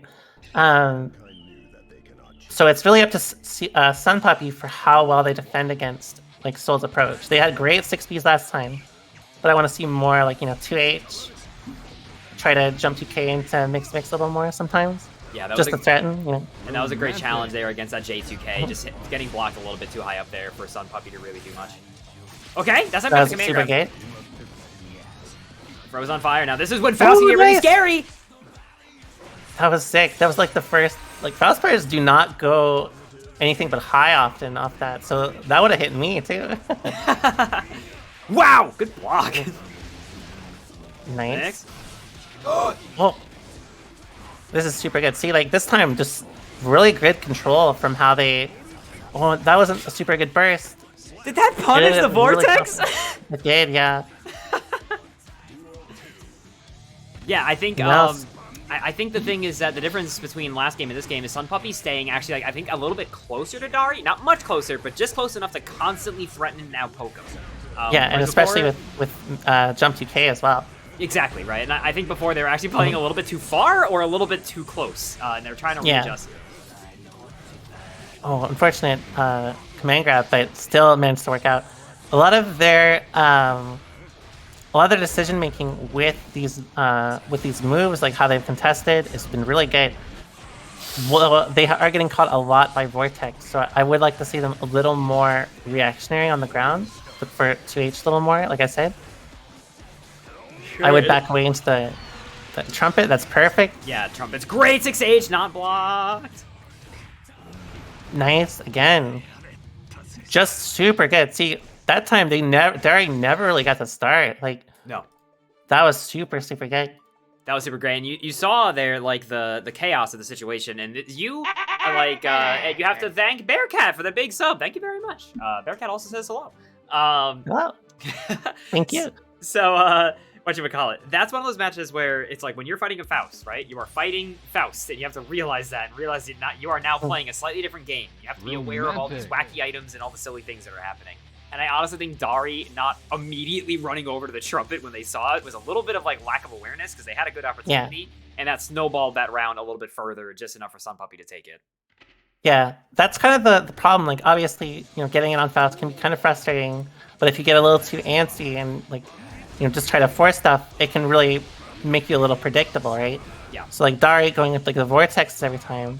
Sometimes it's great because it leads to this, right? And this is like, it ended up going into Sun Puppy's favor. But like, once you corner Faust, again, that's all it takes, right? Yeah, I mean, Dari got to do 5 far S's, so I think they have enough dopamine. That's good enough. Yeah, that's good enough. Big grab. Ooh, that was so bizarre. Ooh. Those 6Ps are working. Yeah, that's a good little matchup knowledge there from Dari. It is. Well, this is gonna. Well, it could have continued with another close slash. In fact, probably would not have been able to kill, but would have been very close. Another great 6P. I would not be looking for Scalpel anymore. Dari has definitely shown that they're really looking for it. Yeah, wow, what a reaction. That was like instant. Items, what do they got? What's the pull? I would look for Vortex. Oh, but they still got the trumpet. Yeah, oh no. Oh, that was actually the worst case scenario, because they didn't combo off the kids, but it was enough to be a frame trap. Ooh, that's unfortunate. Definitely should have been a little more looking for that trumpet. A little more. I feel like looking for Vortex will really be Sun Puppy's main concern, because again, like that's really been the main way Dari's been approaching. Because I mean, it's fast, it's really good, right? So you know, it's something that Sun Puppy should really be thinking about more, either with preemptive buttons or. Yeah, you know, you saw there the danger of the Afro, not just like that you light on fire and that sucks, but it extending your character's hurt box that high up can make things feel like almost instant overheads when Faust just does like Rising JD. Exactly. Sorry, getting big clip for that. The bomb is out! They actually knocked it away! Nice evasion. Ooh, banana peel though. This is actually gonna be, yeah, it was gonna be really hard to approach from that point on. Yeah, those were two Again, fantastic pulls. Yeah, that's all it really takes, right? Just like space yourself enough. Great whiff punish too. See, that's perfect. Oh no, but unfortunately. Great whiff punish, and then they hit themselves with their own weight. The trip, no. Oh no, Sakurai's vision is now. We are playing Smash Bros. Brawl. Will that trip cost Sun Puppy? The punish. Nice. That's a lot of damage. Yeah. And Sun Puppy's got a chance here. They don't have Oki. Nice 2K, that was super good. Oh, but got food. Oh no. That's definitely not what they wanted. They were gambling. They were really hoping they were gonna get something to cover there, and they just fed him. Yeah, Sun Puppy adapted really well from the first game. Really well. It's just like, you know, the small things, again, like, you know, I'm not really exaggerating when I say, like, you know, all it takes is like one knockdown, right? Because, like, you know, it can snowball into so much more. Like, you know, you spend 15 meter to get out of the corner, or like, you know, you're really close to the corner, so you have to be very smart about how you choose to run offense, right? These are things you have to really consider. Romantic. So, like, Sun Puppy playing neutral and defense that clean was really good. It just, like, you know, once Soul gets in, it's really hard to stop. It's pretty difficult, yeah. Next up, we have somebody whose name I saw in the bracket, and I was cracking up about it. I'm very happy they got here. But it's going to be Anxiety, as an Aang from Avatar: The Last Airbender, going up against Astico. But, yeah, while they were getting in here, yeah, that they were both doing great. I think there was a lot of really awesome micro-adaptations going on. I love the little matchup knowledge that Dari was able to show there, doing 6P in the scalpel pull at those ranges is really great. That was a fantastic set. Absolutely. I'm really impressed by, you know, for, like, you know, beginner is kind of a loaded like term for a lot of it, but I'm seeing some pretty smart stuff. Like, I'm really impressed by a lot of the players that ended up, you know, showing up for this. I'm really impressed. For sure, yeah. I mean, it's like, people, you know, there's a huge philosophical discussion that you can get into around, like, what is a beginner? Like, am I a beginner? Are they a beginner? But generally, like, people don't realize how quickly you can improve at fighting games in a very short time, like, early on in your, like, fighting game career. And just going into training mode for a bit, or just knowing a matchup because you have a friend who plays Faust or something, can make you seem just so good, right? Like, so yeah, I've also just been very impressed with everybody.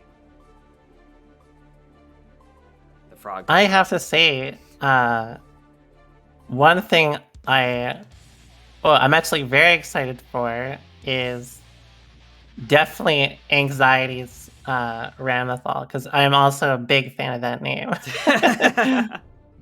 knows that they cannot change society, so instead of reflecting on themselves, they blame the beasts. So Ram versus May, again, this probably is a matchup based on who gets the first hit, because, you know, once Ram gets cornered, it can be kind of hard to defend, but, yeah, you know, Ram does definitely control space over May, but May can always, you know, close the gap.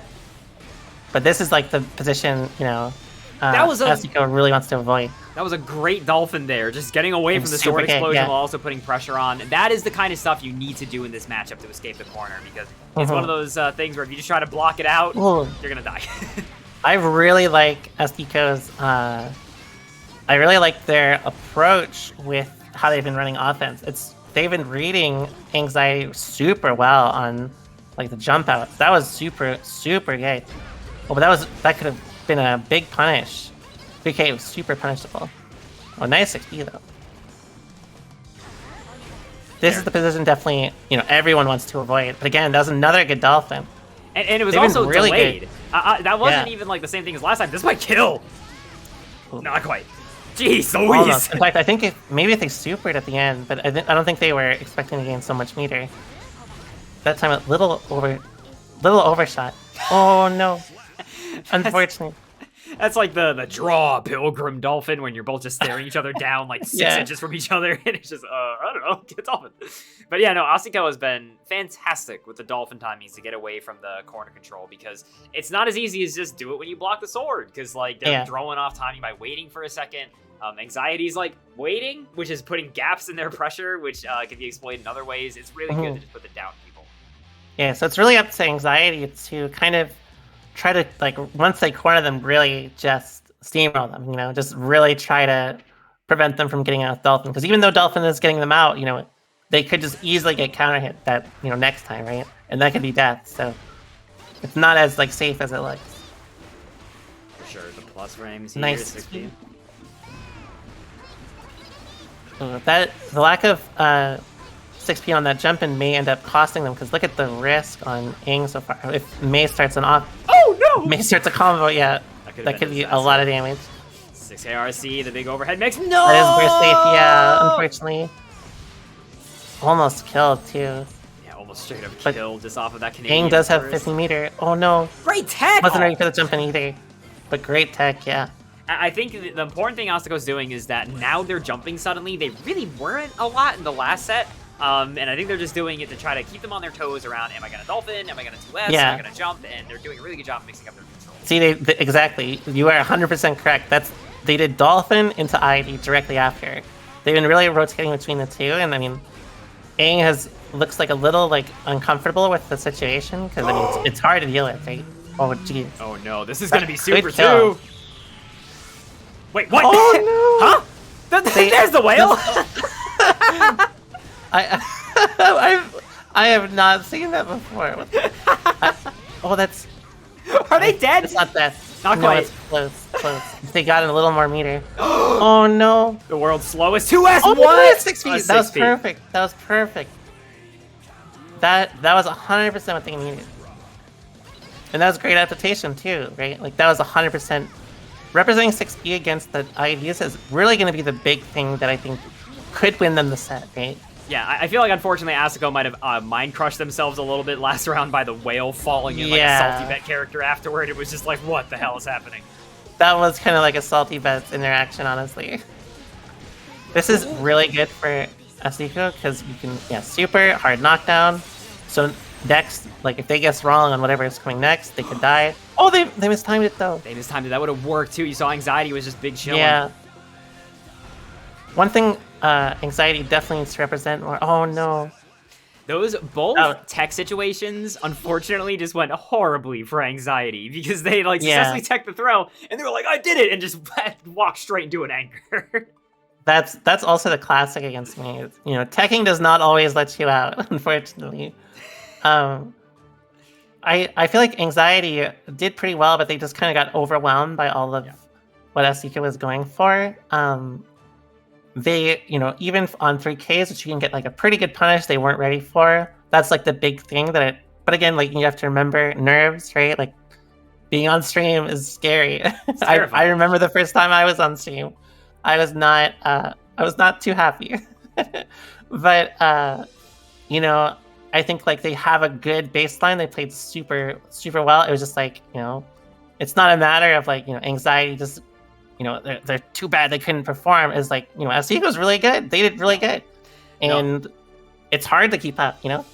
Yeah, it's like when you have somebody who's cycling their options that much in a set, it's very difficult sometimes to just overcome yourself. And I think like Anxiety also started really strong where they had them in the corner, they were doing the ram pressure, and then it was just as soon as Astiko represented the option of just I'm going to randomly Dolphin when you throw a sword, you don't know when I'm going to do it, it's going to get me out of the corner. It just kind of was like, what the hell do I do now? And you can see Anxiety just said in chat, I have no idea what to do against Mei. Yeah, I do not blame them. It's hard. Oh, I like this Axel's name. Toeman John? Toeman John is a Hooper classic. That's definitely an Axel player name, too. I like it. I don't know the names they entered on Shalon, so I'm just going to go off of their names in the match here, which are going to be Hunter and good old Toeman John. Toeman John. You got any thoughts on the matchup overall? So, honestly, I would imagine that May does really well against Axel, and you were kind of seeing why. I could imagine that May can represent a lot of different options to get in, so it's going to be up to Tomei and John to really space themselves and, like, be really patient to control space, you know? Yeah, and even though Hunter got that extremely big early lead, Toman bringing this back completely. Is that Oh, going to be a wall break? Okay, Hunter. Yeah, that was going to be death. That was a good... Oh, no. A good decision to... There's no... Ah! Well, that was really smart, because that actually... They would have recovered in time to actually punish, so... Or, sorry, to block, so... It was actually really good that they did jump to H there. That was the perfect choice. Yeah, no, that was beautiful play from Hunter. Wow, I'm surprised that whiffed her on the whale there. Or the dolphin. Sorry, all sea animals are whales. Tomei and John a little more committal with their options. They may want to kind of... I like the 2Ks a lot. The 2Ks are pretty safe. I mean, actual 2K, everyone knows it's good. But you want to play as safe as possible in case May goes for like a dolphin or for, you know, an IED. Well, could have killed, but I guess didn't expect to gain the meter in time. But still clean it out. I'm surprised we're honestly now seeing more Renson from Toman John, just as a deterrent against Dolphin and generally pushing buttons because you can... Oh! Okay, no, we're good. We're alive. That is a good reason why I think probably Renson isn't super reliable. I assume that's why, because if they IAD, May's really fast. It could be, you know, death on them. So that's why I think 2Ks and more like 5P, 2H, you know. I think that's really the key thing. As you can see, 2K can really interact with Dolphin. This is indeed a banned stage, but we'll allow it. What happened? Oh no, probably thought it was gonna cross out. Oh no! I've definitely died that same way, so I know that feeling. Is the key to making less little mistakes in tournament more playtime practice? Yeah, I mean, people will always say, and I'm sure that you have a lot of experience with this, Romoolla, but also Brian F. has a fantastic video just about his own tournament anxiety, and a lot of people will say they don't go away. You just need to keep doing it. You have to get used to playing under that kind of pressure. No matter what, like, you will be nervous. At least a bit, right? Like, you can never truly conquer nerves. It's just about, like, really, you know, getting to a point where you're comfortable just playing and executing your baseline, you know? And that's really the key. That's what makes things like this super good, because you're not going to be, even if you're, like, the best player in the world, if you have no experience with tournaments, you're gonna be a little nervous, and it's gonna impact you, and it could impact you significantly. Yeah, for sure. And I guess like a lot of times players will also say, like, when they win really big tournament sets, they do something crazy, like a big anti-air. They're like, that was not me. Like, that was my body. It just, like, took over and did it. And that's also super important, just building up that muscle memory to fall back on for, like, when you're just so freaked out that you're not really there. Exactly. Ooh. Oh, we switched off the band stage. Wait, is this stage also banned? I'm so bad at keeping track of this. I think... No, I think the stage is okay, yeah. It's just not very popular. Yeah, unfortunately, Toman... Oh, sorry, the names also got swapped here. Toman kind of getting hit with a little bit of the May corner pressure. Yeah. Oh, boy. See, the IEDs over Renson is why I assume they've been not doing it that much. It's probably better to stick to more 2Ps or 5Ps. I asked the question, and I'm happy I was wrong. Because even when they do the I don't even know what the move's called. Oh, nice gimmick grab. The spin, the big spin is what I'm gonna call it. Yeah. Well, great anti-air. They it doesn't always lead to much for Axel, right? So yet again, another IED through Renson. Even if May doesn't really commit, it's not that bad, right? Like, it's like, even if you just block Renson in the air, it's not terrible. But if May gets in on Axel, it could be really bad, right? For sure. That was a fantastic, I always call it snail, and it's not snail, the jump back foobity boop. Yeah, I don't know what those moves are called either. Because that move's really good against May specifically, because May loves, after, like, weird neutral situations, May just hits, like, far S or far H, or starts doing a dolphin, and that will smoke all of them. Rainwater, there you go. Oh no! Oh no, that's unfortunate. He was too high up! Now May has to get in again. Oh, but Tomei and John absolutely ended up going to explosion. Oh no, that burst! Oh man, that's unfortunate. That was so unfortunate. Tomei and John by the skin of his teeth tying it up. Somebody asked, why is it called the Hoop Squad? Because Sajam ain't... yeah, it's I don't know, Sajam likes basketball. Yeah, Sajam, like, hoop, cool. Yeah. But somebody also asked, there's banned stages. The reason they're banned is because they have performance issues, and they cause weird stuff to happen on net play. It's not like they're banned like Smash, where it's just like, yeah, on this stage, Axel, he gets +1 to his bungus. It's nothing like that. Is that a real thing? Romantic. No, it's not. Just nobody wants to play on Poke Floats. Anyway, last match here that's tied up 1-1. Great. I like now that they're using more normals again rather than Renson, a lot of the time they're more prepared to interact with how Mei approaches, and it's a lot more valuable. So you get in great 5P. That's specifically why I suggested 5P, because 5P will also catch them IDing. Oh, but too early with 2H. There it is. Yeah, see, I mean, that's the benefit, right? If it's full screen like that, where IED's not a threat, it's hard to punish, then it's fantastic also, because you just can call them in, and then you have the plus frames. And having plus frames against Mei is genuinely good. She doesn't have a lot of ways to challenge. Oh, wait, what's going to happen? So good. I was just about to say... Oh, no! I was just about to say that's what you should do, but I guess it wasn't perfect. It's kind of what you should do, I guess. Yeah. Oh, but that's unfortunate. At least not that much damage. One thing that's important about Mei to remember is that even though if she gets a counter hit on most of her moves, she doesn't get that much damage unless it's a very specific counter hit in the corner. Or meter, of course. You saw there Hunter going for a different option to try to beat the rainwater, but all it did was make them back in a neutral position, which is still like great for Toman John. It's like, whatever. Yeah. Oh, that was a good...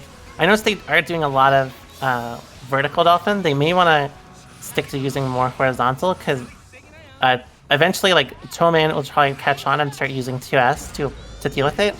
And that's like, worst case scenario against Axel. That's when he gets a lot of his damage, especially near the corner. Like, you could end up taking 300 damage even. So it is important to be very careful about how you use vertical. See, like there, if they were ready for it, it could have been death even. Yeah, and you saw there, Toman, I love them going for like that JP into Snail and just kind of keeping Hunter on the ground, because Hunter's trying to turn the heat, and unfortunately did work, but like, the theory there is you really just need to make Hunter calm down, because if it's a last round like that, they're probably going to get all nervous, and they're going to try to go in and end this as soon as they can. And you just need to find the ways to stop that crazed approach, which they weren't doing, and unfortunately just fell apart a little bit right at the end. So, I think the only thing, I think most of how Hunter adapted was really good. Toman John, I think, just committed a little too fast to options. Like, there were some situations where they threw out Renson at full screen, which is like, it's... closer it's risky, but further away it's okay. But they would always like kind of commit to the explosion a little too fast, and then it led to Mei getting in. Mei gets in, starts offense. It's that easy sometimes. Again, like small decisions like that can really matter long term. That's why at the start, remember, I emphasized, I'm a broken record about this, but it's really important, right? That's really the big thing. And a lot of their vertical dolphins, I think maybe they should have slowed down with. Toman John didn't take full advantage of it, but still noteworthy. For sure. Lord Last Cody saying in the chat, I say Hunter should confirm into knockdowns more, especially on Axel. I super agree as well. Yeah, like after going JH, going into 5K, 3K. If there's anybody they should probably ask for Mei advice, probably Last Cody. They're probably right. Good point. Thank you, Lord. Last Cody is definitely got a lot of Mei tech, and always playing too. Last Cody is like, I went to bed one day and woke up, and they were streaming when I went to sleep, and then I woke up and they were still streaming, and I was just like, geez. And they were just playing Shenmue, so this actually has nothing to do with your point around them playing a lot of Strive. But what I'm saying is they're still a fiend. And next up, we're gonna have M. Fahim going up against Too Much Dog. Also a very good name. Ooh, it's a Nagoriyuki. Oh, it's had a test against Inverted to Heaven or Hell there. That's a cool freeze frame on it though. So I don't know how this matchup would go. I'd imagine that it's probably a little more committal for Nago to deal with a lot of Ino's approach rather than like like once she's in, like, you know, you can't just press 5H and cover all the options, like make it. Probably like 5K will cover like, you know, a lot of the approach options, but like, you know, it leaves you open to stroke, whereas 2S leaves you open to dash, right? Those sort of things. So I think it's going to be about how well Nago can keep away and how well Ino can get in. For sure, but I also think a huge consideration of this matchup, instantly cranking his blood so much. Fahim already at 2 and some change bar, which a very dangerous situation could be if Ino gets in here. Fahim has a lot of blood. That kind of limits the options that he can kind of Yeah, exactly. out pressure. Plus frames. Oh, but gave up the plus frames with the 5K, unfortunately. I think probably meant to be another jump K. Well, that was weird. Why did you go behind him? We're still gonna pop though. Oh no. Pop. Didn't have D, too far away. Should have went for probably 8 stroke from that range. Yeah, but chip was just going to be a massive factor there regardless. It was hard no matter what. I mean, they were going to be at low health no matter what. In dangerous chip range. Dog putting him in the corner. That is a good call and response there. That clean beats super ACL. Good response. Oh, but they Fukio'd a little too much. Oh, but it's good they had enough blood to gamble with a Beyblade. It was really smart. And that is, I mean, an important consideration of this matchup, right? If we're just talking math, Romoolla, if we're just talking numbers, wow, Nagoriyuki hits hard and you don't Look at it pop. Oh, no. That's so good for Fahim. No, how did that not beat him? Oh, that combo. That was just unfortunate. The missing that meaty was horrible, unfortunately, right? Yeah, that was really their chance. They lost their chance to that. Yeah. Again, like that's why I really emphasize how important these small interactions are, because like sometimes you miss like 2 or 3 frames, you lose a game because of it, right? Just because of things like that. Counter 2H does indeed hurt, yes. It does, I would not absolutely. recommend it. It's probably really hard for to maneuver around that at longer range. Yeah, especially because it's so active, as we all saw in the funny clip where the hit Jack was minion and she just walked into it. You can easily walk into 2H. It doesn't even have to be like precisely planted. I feel like a lot of the time when too much dog starts offense, then it's hard to come back, right? Because it's like, I mean, blocking is hard enough as is, but especially for like Nago where there's not like as many clear options. But then you get a hit like this and it almost death. Yeah. Interesting RC. But does have 100 meter. Does have 100 meter. They are back at neutral. You can see him just swinging with the haymaker there, trying to get the big 2H.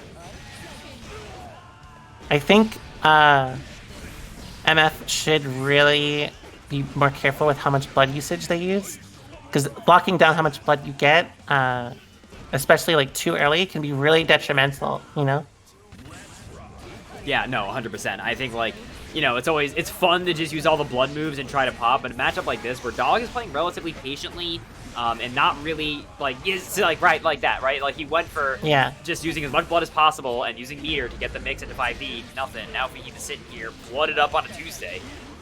Blooded up. I like that.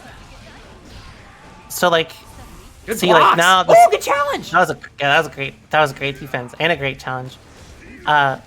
Even in a situation like this, it's hard to really get something substantial if you guess right on Ino's defense, right? Because, oh no. Okay. Another pop, but this could work out for them depending on. Wait, why didn't the RC hit? What? Oh no! Did he zoom straight into it? I like music too. I don't blame them. Wait, what happened? Why did he die? It like again, it feels like a lot of their games were, it just didn't go right for them because they used their blood a little too much. Then they had to use blood to kind of get some sort of damage, or like it's like you pretty much do nothing to them, right? Like it's like 5P, you kind of swat them away and that's like it. But then does stroke as soon as she gets up, and then that's it, right? That's kind of the problem with Nago. Even though like Nago, obviously great character, you can still play Mr. Ward around how much blood he has, right? So it is important to keep track of your blood. I feel like in that matchup they probably just used it a little too much trying to get in, but again, like it's nerve-wracking when you're in that position, this right? Is like perfect. If you're on stream, you do not want to sit in neutral against Ino the whole time, right? That's stressful. I don't like playing against, like period, but in tournament. No, yeah, It's it's stressful. Romantic. It's super, super stressful. Thank you very much for the big raid there, by the way, Life Jam. Getting all the jam raids today. I appreciate you. Yeah, it's like stressful, but it's also, Nagoriyuki is one of those characters where there's not many characters where you can use your resources in a way that is like actively detrimental. A lot of time it's just like, yeah, use it. You get in good situations. You can put yourself in hot water. And again, it's one of those things like we were talking earlier, how like, the damage isn't what's going to kill you. It's like the situation after. It's one of those things where like in the moment you're like, but I'm getting the pressure. And then it's like, okay, but what about right after that when you're about to pop and Ino's back on you and pressuring you? It's like it can get very out of hand and bad.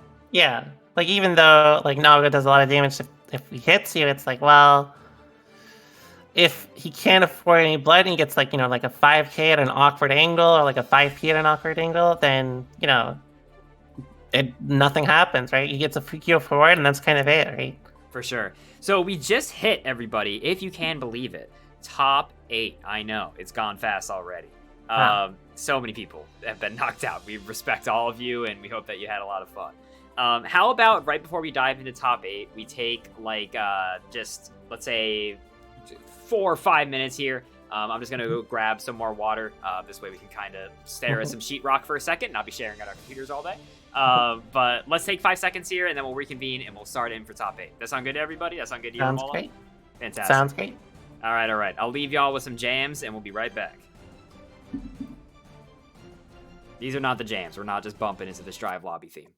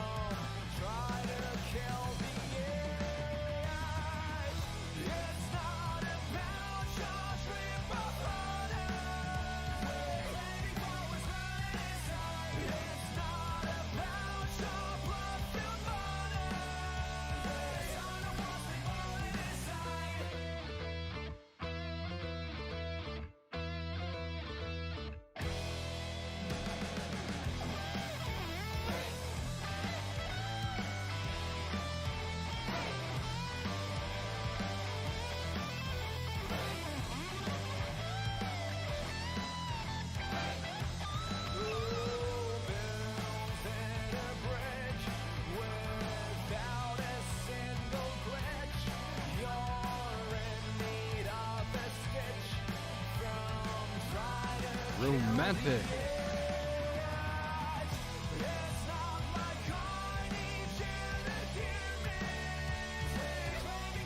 Romantic.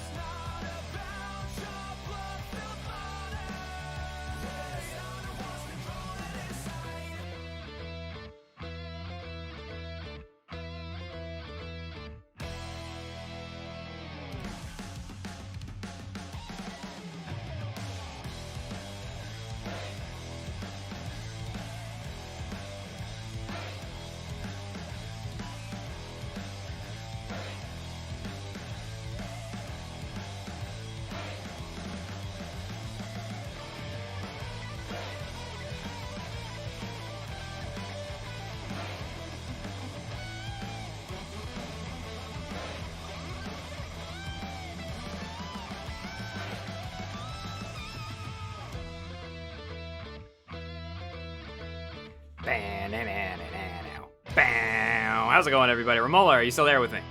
Yes, hello. Hello. Okay. I think we're ready. I think we're ready to All right. dive right on into more gaming. Can you all believe it? More video games? I know, crazy. Capital G Gaming. You know, I gotta say, being a meat tuber has downsides in terms of like when the camera comes back on. You know, I gotta make sure I'm like presentable and like ready. Exactly. You're just always ready. Exactly. That's the whole point. That's what makes it so good. This sucks. Cool. Like, All I right. could wake up, do all my makeup every time, or I could just be presentable all the time. I have to brush my hair. I have to. When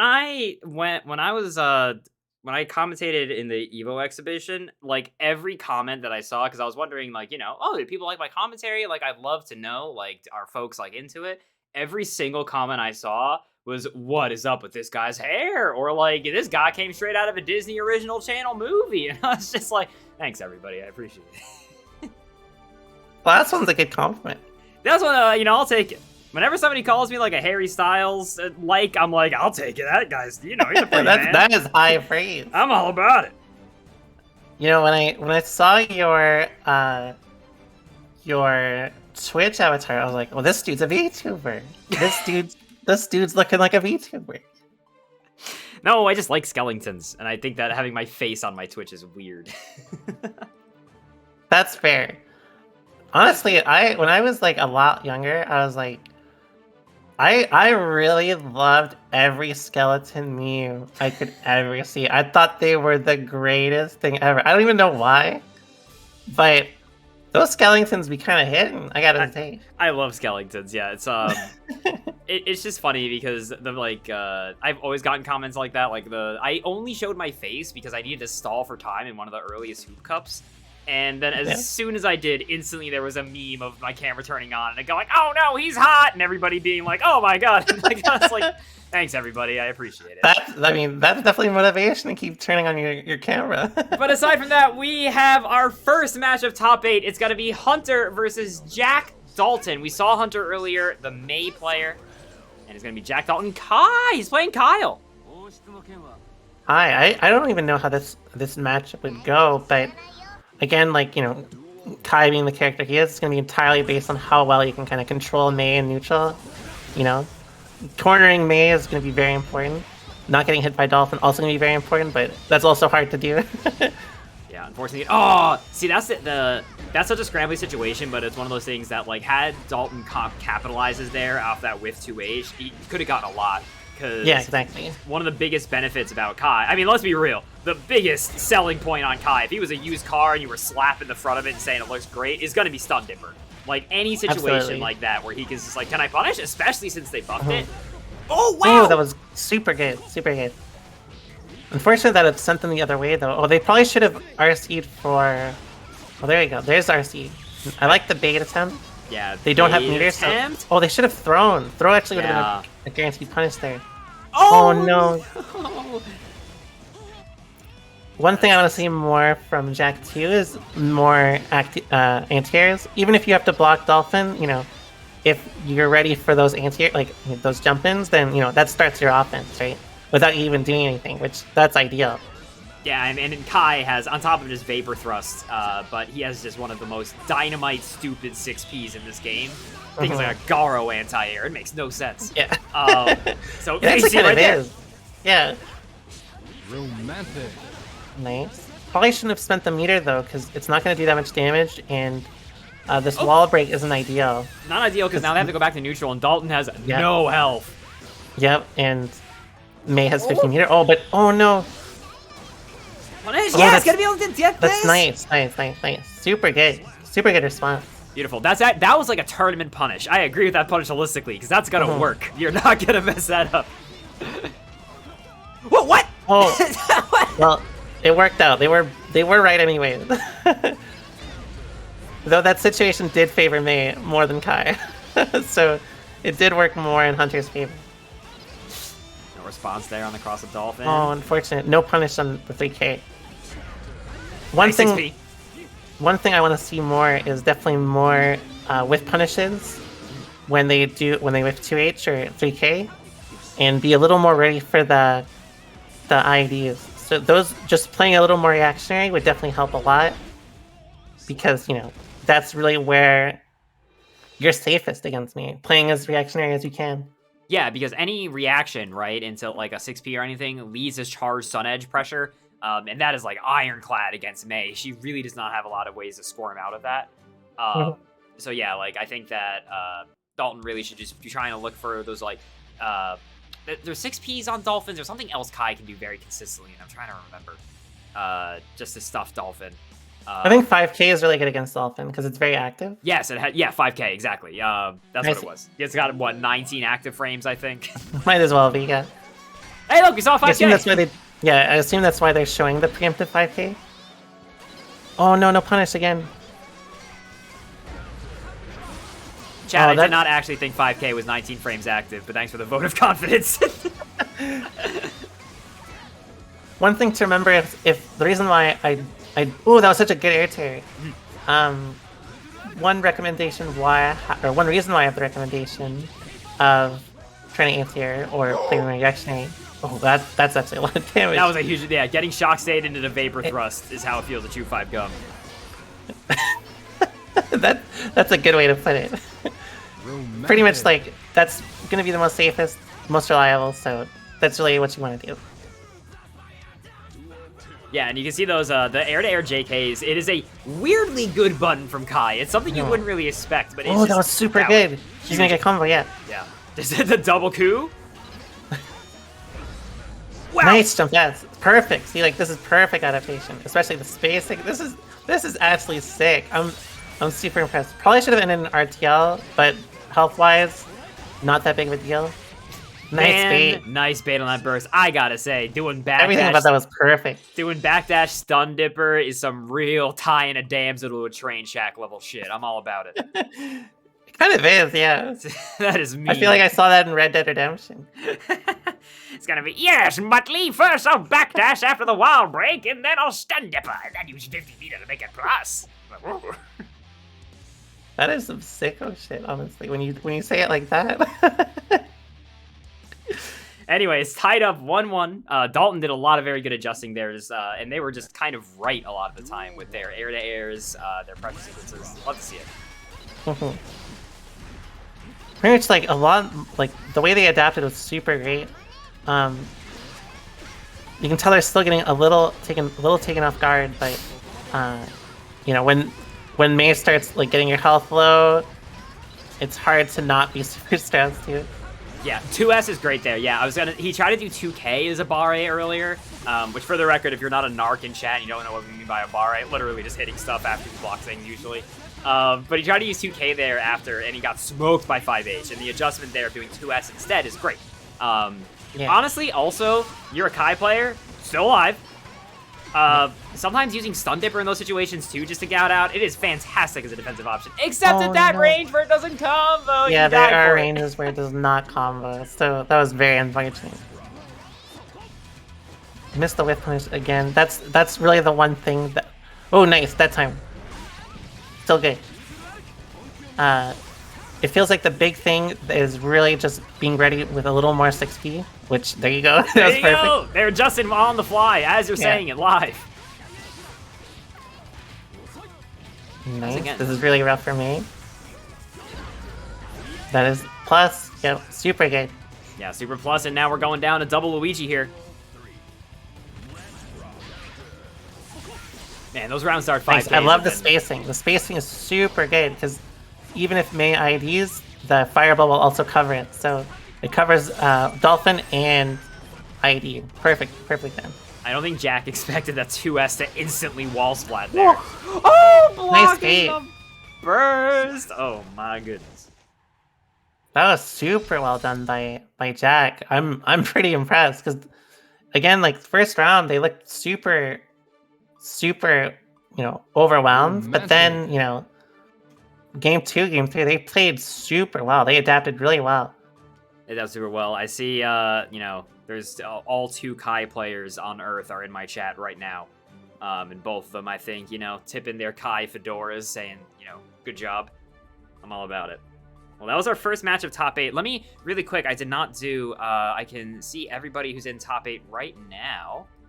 The folks that we have in top 8 this week are Hunter Half Hands, who's Hunter that you saw earlier, Jack Dalton, I requested people put their in-game tag next to their names, and barely anybody did it. But Jack Dalton did. But it just says Jack Dalton, and then in parentheses Jack Dalton. And it's like, I like that though. That sounds cool as hell. Then we also have Too Much Dog and Chlorophyll. Those are our people in top 4 winners. And then down in top 4 losers, we've got M. Fahim, and we've got Kel, who we saw on stream earlier, as well as Toman Jam and the King of Grapes, all representing. Big fan of a lot of these names, honestly. Yeah, exactly. It's the Revolver Ocelot, exactly. So I imagine next up we're going to be getting Too Much Dog and Chlorophyll, which I gotta say, again, if we're talking biasing your commentators, Too Much Dog has a Tetris Attack avatar, and I'm with it. I'm sorry, Chlorophyll. I know you're a homie, but... I don't know, but the name Too Much Dog implies that you could have too many dogs, and I don't like that. That is a dangerous opinion on the internet, because you know... Yeah, it's super dangerous. I'm a big Corgi fan. You say that, and the whole I internet... can have like 100 of them. The whole internet's gonna be like, excuse me, are you a heckin' chonker, or are you a tiny yipper? And, you know, it's just not... You just don't want to have that pressure on you. Anyway. Too Much Dog going up against Chlorophyll. Mankind knew that they cannot change society. Which I believe is Eno and... Oh, it's Eno Mirror! Yeah, that's what I thought it was. Mirror. I was putting that together in my brain. I don't think I've ever... I think the last time I saw this matchup was Arc Revo. Or not Arc Revo, the Red Bull Community. Red Bull. This is not a very common matchup, actually. But I'm sure it's like a lot of RPS, so it depends on like who's making the right decision where, really. Yeah, I mean, it is such a momentum-based matchup. As we saw at Red Bull Kumite, I think almost every match was a perfect, like, it's just whoever gets it first gets put in the corner. Wow!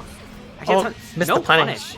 Probably could have actually supered back, and it probably would have wall broken. It probably would have wall broken and killed. I think you're totally right. I just realized I picked Midnight Carnival. Peak Eno gaming. Notes. Wow, I can't believe his note seared under. I think they could have comboed with TKTD as well. Probably would have been a little bit better, but obviously it does not matter.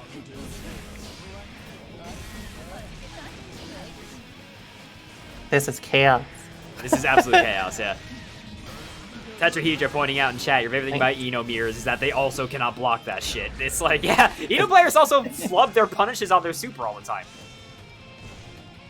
Yeah, I mean, like, definitely, like I said, it's pretty uncommon. If the last time I've seen this matchup, and I play it quite, a little bit, I would say, the fact that I've seen this matchup last like 5 months ago, it's kind of crazy. For sure, the 6P there, the 6P after someone jumps over you like that from Eno is so strong. It's basically unchallengeable because even if you block it on the ground, it's still a mix-up of is she going to go into S stroke? Is she going to go into H stroke? It's such a bad position. Exactly. It's just like, like once they get hit, it's just pure RPS. It's pure guessing, right? Who goes here? Like, what do you do there? Are they going to dive? Are they going to HCL? Are they going to stroke? Are they going to H stroke? Are they going to S stroke? Are they going to just like, hold their ground, maybe press TH? Like, these, it sounds kind of silly, but like, you guess wrong, they press 2H, you could lose like 50% and start getting set played. Exactly. So, it's pretty dangerous, right? Yeah, 100%. It's a very spooky situation in this matchup, especially because Eno has so many moves where she cleanly beats it with a different one of her moves. Yeah, that it really makes things very RPS-y.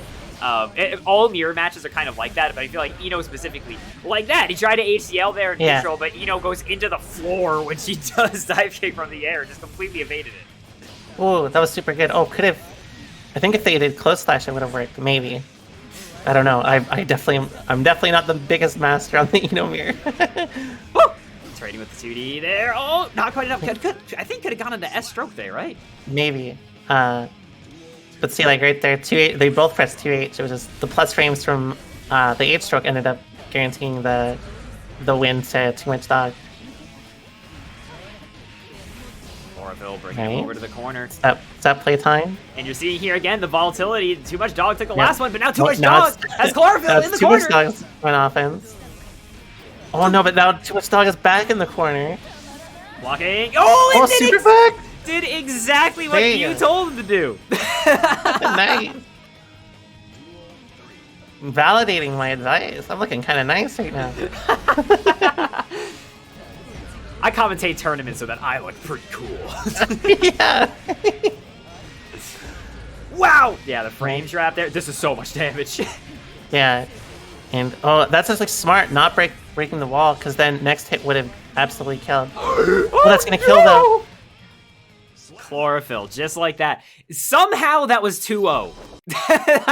That was chaos. I could not tell you how that happened. Yeah, and like the worst part about those interactions is like, you know, I've been kind of talking about what I think they should do in matchups, but like I feel like in that it's kind of like I hope like the guesses work better for you next time, right? Like that's kind of what it is. That's such unfortunate advice to give to somebody. Hey, right. Sorry you didn't win the Because it's lottery like this week. Against Eno, it's like that's kind of, you know, sometimes it's like, you know, I hope you can just guess better on defense, but it's like you put two Enos together, it's like, well. Well, I would say one thing I noticed, I could be wrong, because again, that match was chaos, and I think genuinely kind of hard to tell what the players were looking for and what they were trying to beat. But something I did, it's felt like several times Chlorophyll actually like stopped and waited for just a split second to see what they were trying to like react to. And a lot of times that led to them 6P'ing stuff and just getting like a better Oki situation. I think that's kind of what clinched it for Chlorophyll in the end, is like they got those situations where they had him in the too much dog in the corner just a little bit more, because they were just occasionally slowing the game pace down and waiting and like not being overly aggressive all the time. Absolutely. I mean, like that is kind of the difference maker in mirrors, right? Like sometimes even though playing patient can just mean they just go in and start offense and that's it, right? Yeah. But it can also mean like, you know, if they're committing to dive, if they're committing to stroke, then, you know, you may just end up throwing them, right? You may end up just 6P'ing them, right? So like it really depends on the kind of situation and spacing. But a lot of the time, like, you know, with matchups like that, that is definitely a factor. Like most mirrors that, you know, this option beats that one beats this, you know, so on. Those sort of things are, you know, kind of important for like, you know, matchups that are, you know, kind of volatile like that. I got the names wrong. I apologize. Hold up. I'm fixing them right now. Man, I gotta say, Toeman, you're doing pretty good in there. I'm surprised you're able to type your Twitch chat while and also play. You're pretty good. I wish I had a Naga. And we're getting Kel again, aka Gorilla Glue, which I gotta say, Gorilla Glue is a great name for a Leo player. It is a great name. I'm a big fan. Again, I noticed NF Ghost 4 kind of used a lot of blood early, and again, like even though once Leo starts offense, you know, if you even guess right, you may not get as much damage as a result because of it. But obviously, once Naga spaces himself from Leo and has level 2 blood, it's quite good. But if Leo's in, then, you know, it's not as good. It's not as good, but I will say that also, unlike in the previous matchup, this matchup I think there was actually a lot of reason to just blood up early, because a level 2 Nago is such a problem for Leo. It's very hard to approach, yeah. Neutral. So, like, I agree with it. I think that, honestly, I wonder if he should go a little more aggro. Like, this is great. Like, just kind of going in a little bit definitely harder. right now, this is a great example of it. Yeah. Probably should have even supered, even though it's not super ideal. It's like, oh man, and you're seeing there, that's what makes Leo players cry. Not to cut you off, but just the clone, Bull doesn't use Fireball, and he's like, I was told my Fireball beat Fireballs. that's what I thought. That's what it was designed to do. So this is why I said it's probably. Oh, never mind. I was expecting a flash kick, honestly, but that was actually a punish. So I guess that was never mind. Blading in at the start. Yes. Yeah, you can see Kel trying to 2K2D neutral. That time working out. Again, this is where the blood does kind of suck, because, like, you know, if you get a hit, it's not really going to mean much, even though you are going to send them full screen. But it's going to be harder to really make anything substantial, which is not really good against Leo when you want to represent, you know, threats, right? Because I mean, Leo already, like, when there's damage, I think try to go for the hype combo. Yeah, but I think the second hit of the DP whiffed, so since that PRC didn't give them what they needed. Yeah, so I think like okay. MF gonna be in level 2 here. Yeah, so this is where it's kind of a problem for Leo.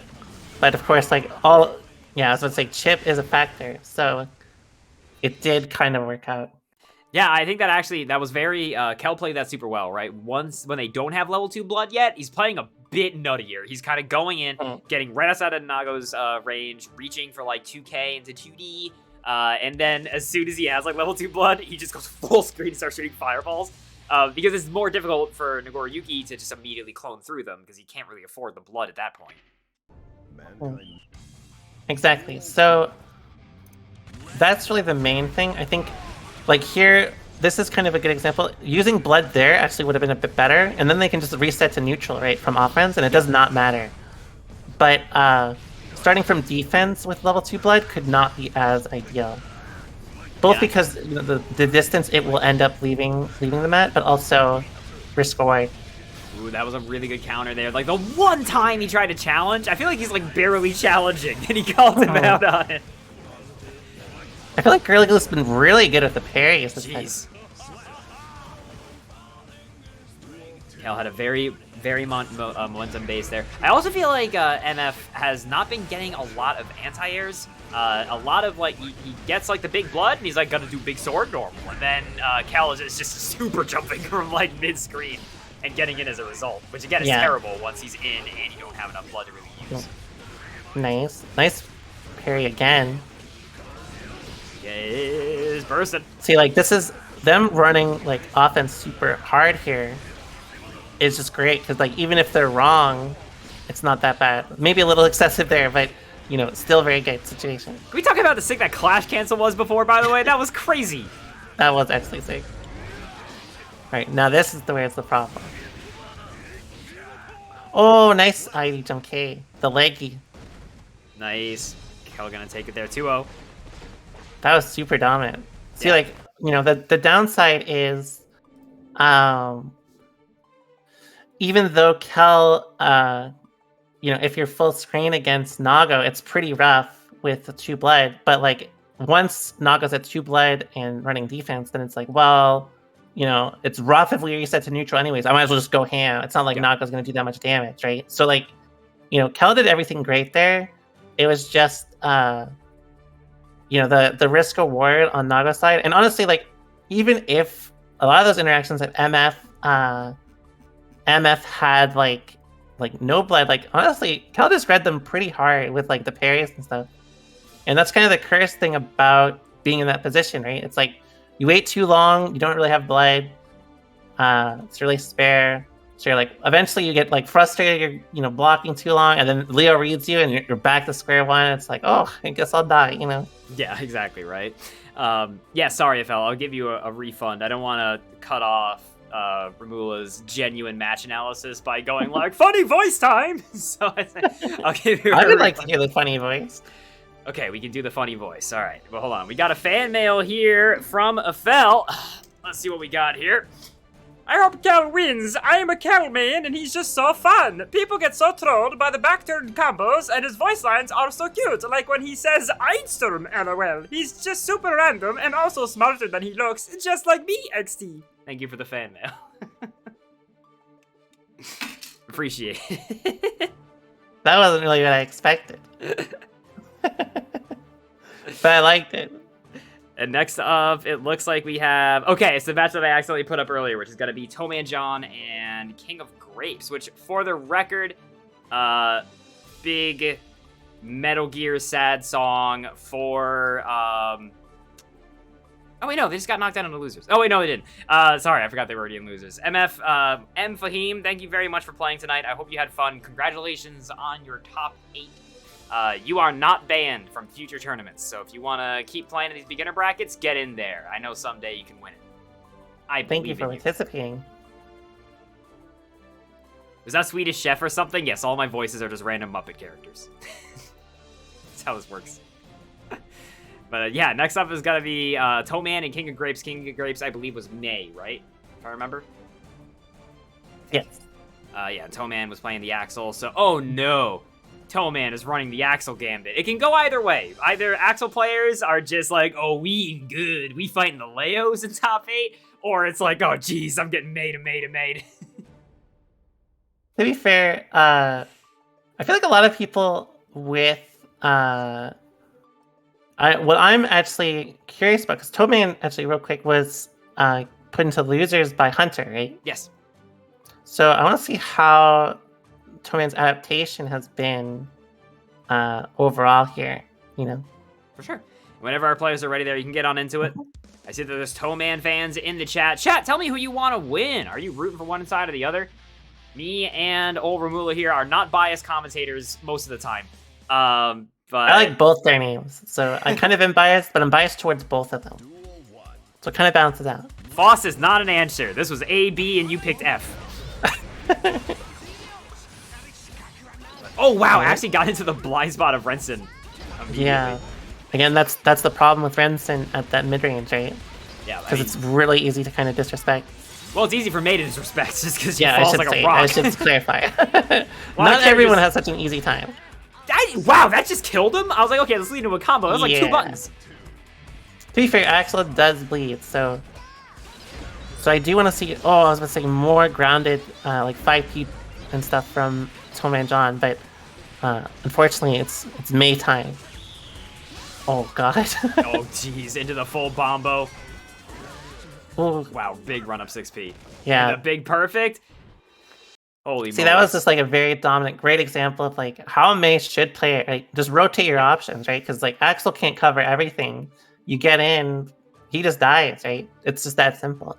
You know, sometimes you get presented with a hard problem, which is just like, how do I win this matchup? And the answer is simple. Just kill him. You know, you can't stop. You just rotate your options, make him guess, and you go ham. Honestly. So it's really up to Toman to see how much like he represents with grounded normals, especially like at a distance with 5P. 5P will be very effective. Same with 2P and sometimes 2H. I like the Renson there because it was safe. Great 2-8 or 2S. That's really what I'm looking for. Going for time stop? Okay. Yes. Oh, okay. Oh, unfortunate. Yeah, unfortunate, but still got a lot of damage. And here the 2H. Yeah. 2H, such a good dolphin stopper.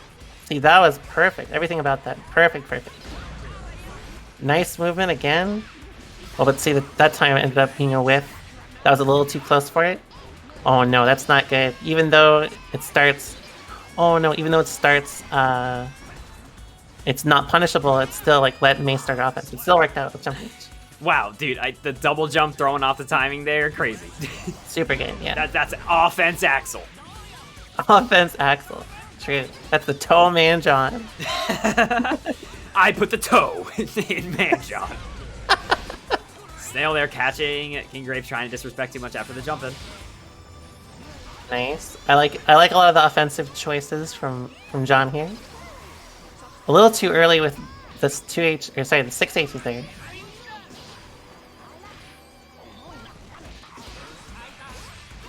Snail, wow! Oh, nice. Super good. Nice. That wasn't actually a punish. Yeah. No, it was? Oh no, wow. it wasn't punished.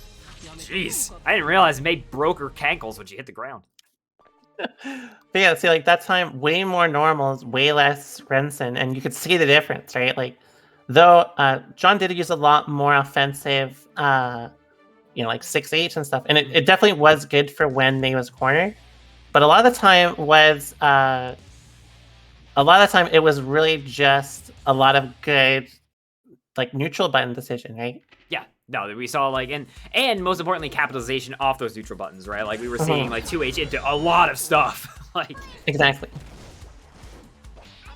Oh, that was a risky cross up. That is always a big fighting game gamble. And see, that's how the way you get out of it is by doing run up throw again. But it's really risky to just do a cross up like that. I mean, with a character like May, sometimes those options are really good just because you represent IAD, you represent Dolphin. Sometimes people are like, oh, May's dashing at me. She's already going to just choose something. I've waited too long. And then, you just get thrown. It's like, oh, okay. Totally. I think that's like the first Renson explosion that we've seen. He has just not been able to do it. Yeah. Oh, a little too a far little too early again. That's dangerous, though. He's lucky he didn't get whiff punished, but this is almost as bad. Nice. Great movement again. Oh, sniped! Nice. Great movement again. Oh no! Probably missed the air throw.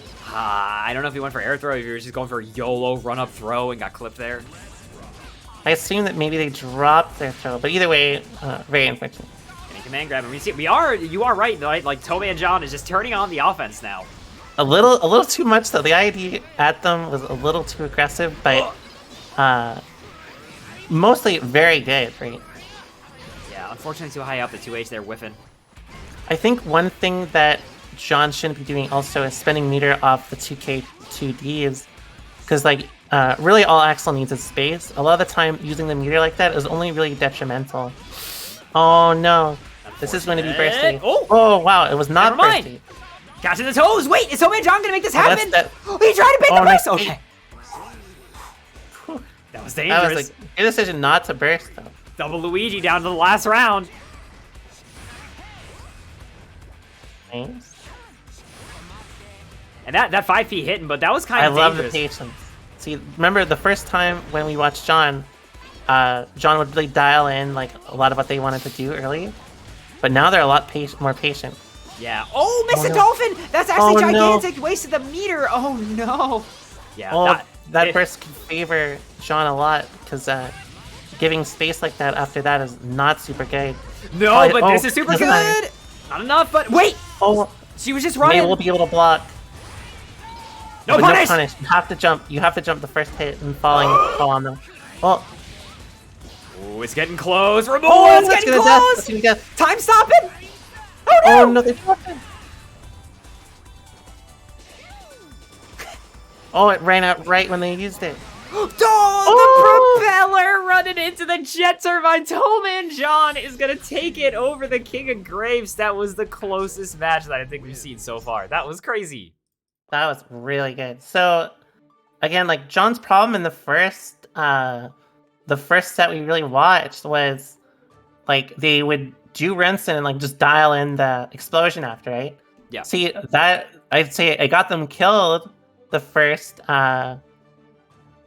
set we watched that they played in winners, but then it ended up winning them the game by delaying it in the next set. So that was a great adaptation. Yeah, fantastic adaptation. It can be really difficult to adapt in a tournament set, just like you know, because there's so much pressure and you're like thinking like this thing has worked before, I'll just rely on it. So great stuff to Toman there. Exactly. I'm really impressed. Yeah, that was awesome. And also, somebody had mentioned earlier, like, are we not allowing Celestial players? The badge, when you get that, is permanent, even though it resets every month.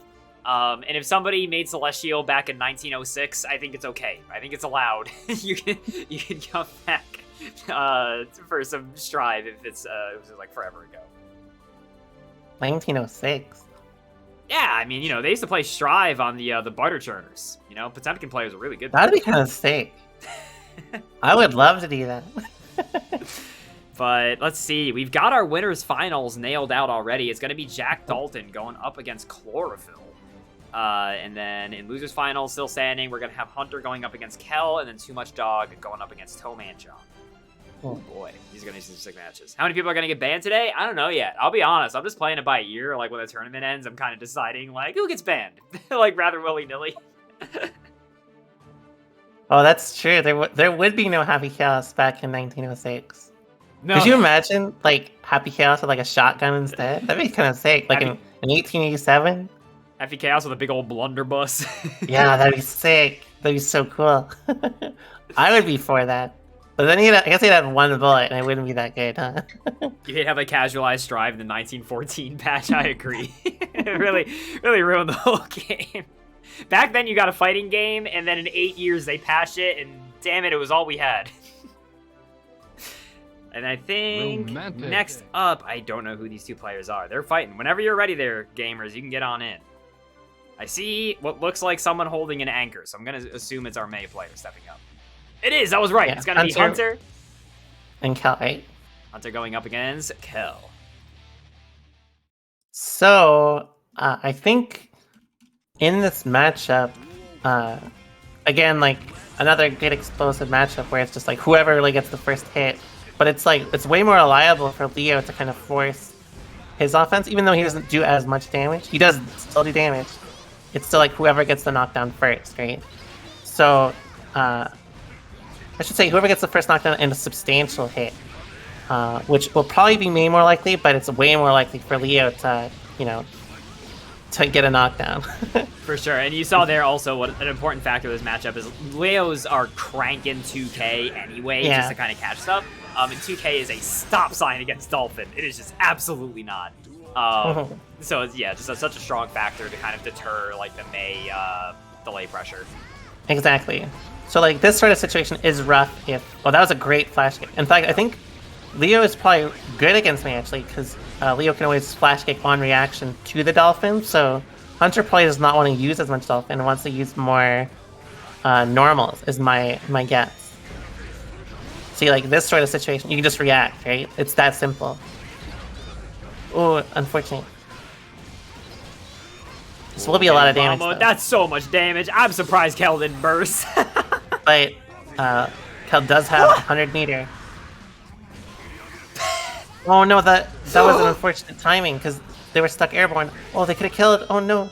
If they went into close slash there, it could have been even burst safe, I think. I'm gonna say unnecessary roughness. That was very unnecessarily dangerous. That was rough. That was definitely rough. But Kel taking the first one here over Hunter. So I think Hunter probably has to use more normals, try to avoid like stuff that's more reactable. 5H will probably be really good. You don't want to let Leo start offense because then, you know, it could be death, right? But, you know, a lot of those times, if you bait a good, like, Leo flash kick, it could be death for him, too. Yeah, for sure. So, safety is definitely more important.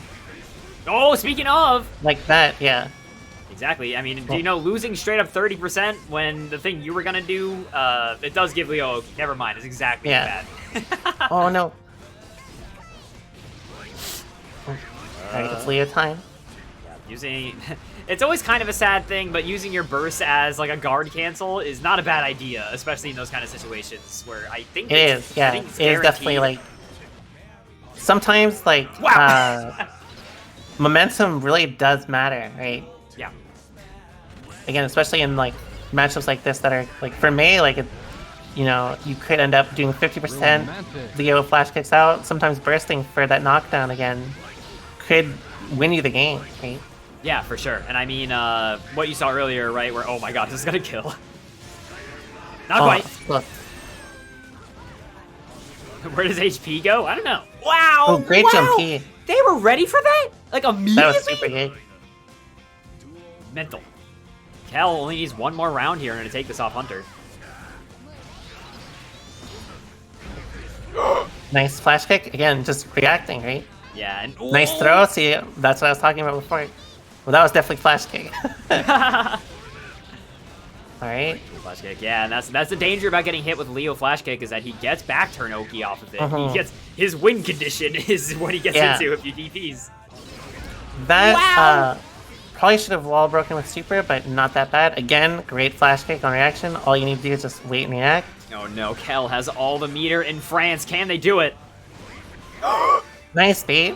Super good bait. Oh, Hunter does not. Oh, that's gonna be enough. Hunter, where did that come from? Godlike.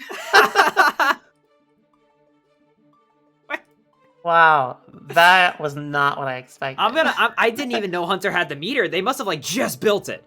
Like yeah, I was looking at the bar, they were like nothing. That was really good awareness because not only was like that like perfect to clutch out, but I mean they lost the last round to the jump P like that, right? So that was really good adaptation to how Kel has been approaching, right?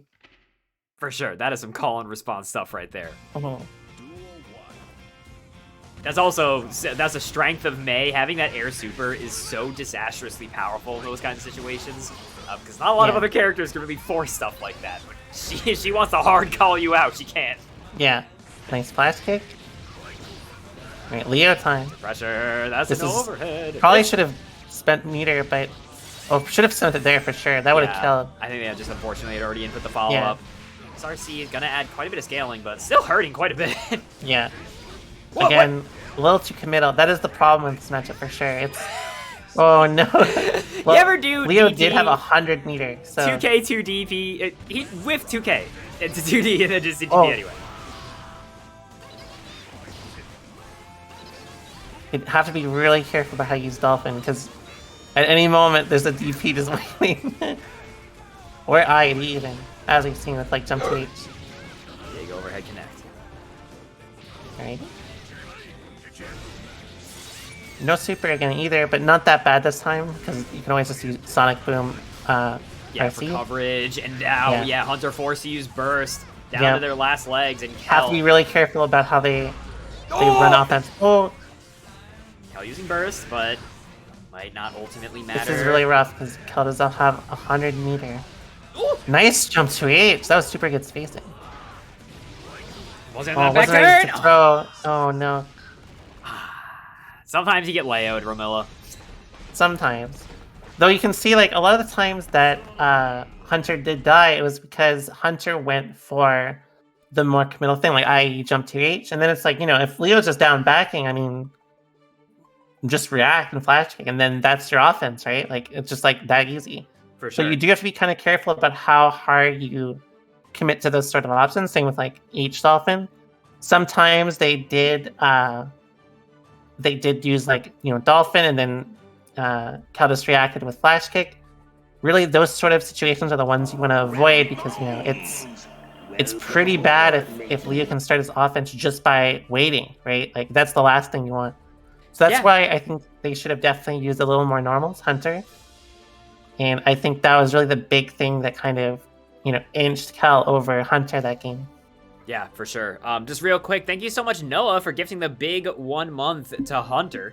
Hunter, thank you very much for playing tonight. You made it incredibly far. You should be big proud of yourselves, because Kel is a gamer. Yeah, you did incredible. Did incredibly good. And I think next up, we're going to be getting our other losers semis match, which is our quarters. I hate how those brackets work. They hurt my brain. Which is, I believe, going to be Too Much Dog and Toeman John. So this, I don't know how this matchup is in this game, but this was actually one of the worst matchups in older games. In Exer, this was like one of the only 7-3s in the game. But I feel like in this game, it's probably a little bit better considering it's easier for Eno to approach. And again, but it's still like, you know, if Eno, you know, gets in like that, for example, then, you know, it's anyone's game, really. But of course, Axel is still kind of cursed to approach against because of his normals. But Dog's getting a lot of mileage out of doing 2H. You see there, Toeman John doing the funny Axel button to make the matchup 7-3, right? Which is trying to 5P, you know? Yeah, pretty much. Dog is very aware and is going for like 2H at spacing. See, the strokes have been great. There you go. And see, that's kind of what I mean. Like, I feel like in this game, it's probably a lot more balanced around the fact that, you know, it's not as punishing, you know? For sure, yeah, no, I mean, Strive is just a very different game. I feel like it'd be hard to say things are, like, comparably bad. Really. Oh, yeah, for sure. But nice zoning from John. Yeah, for sure. Dog does get in just by guessing right. Again, that's kind of the problem, right? Like, with 5P to... Oh, is that gonna punish Rogue? Ow! It is gonna punish? Ow! That was good. Super good. A little committal, but good. Yeah. Wow! Hard call out. We saw John pull that up before, too. Just the JP into the snail to get a hard knockdown off the air-to-air. Beautiful. Nice Renson. Renson against her is definitely very good. Renson against her is good. Keep doing that. Yeah, it's super good. Ooh, good miss for this. This is gonna kill. Wow. Nice. An actual Axel Bomber loop in tournament? That's kind of hype. I've never. Yeah, that's actually really rare. It never happens. They're hard enough to do, but when you're stressed out too. Why the mixer is getting mixed? Question mark. Yeah, I mean, this is welcome to Guilty Gear Strive. Good question. Also, Malachite, for your question, spoilers on the Strive plot. Hello. Come on. Is that spoilers? I didn't even know. Spoilers. That's crazy.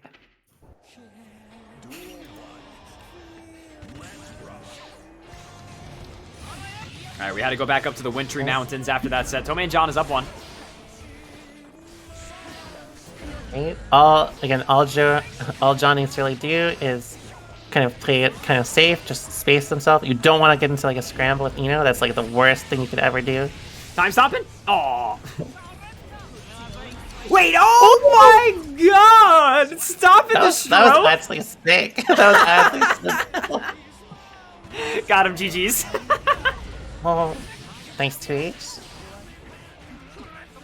missed the jump K, but luckily it worked out. Nice. Yeah, big bombers. Showman John is looking strong. A little too quick on the Ransom, but oh no, that's... Oh, but it worked out because of the with throw. Nice. It looked like he tried to bait exactly that, but he got Yeah. clipped.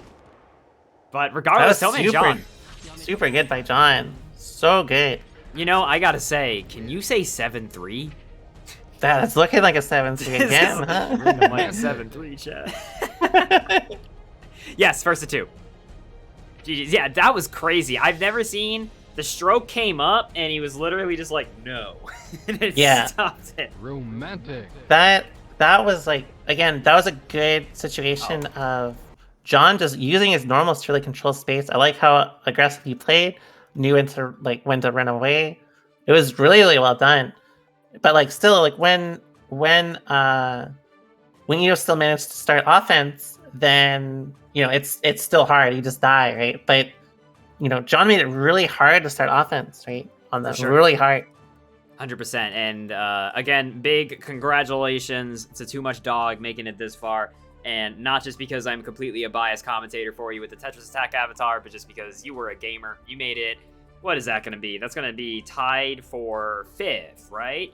Yeah, because it's 1, 2, 3, 4. Yeah, that's great. That's great. This is a huge bracket. There were 64 Yeah, players. that's really impressive. I think there were 40 on the waiting list. So, I mean, I would take that to the bank, dog. Thank you for playing.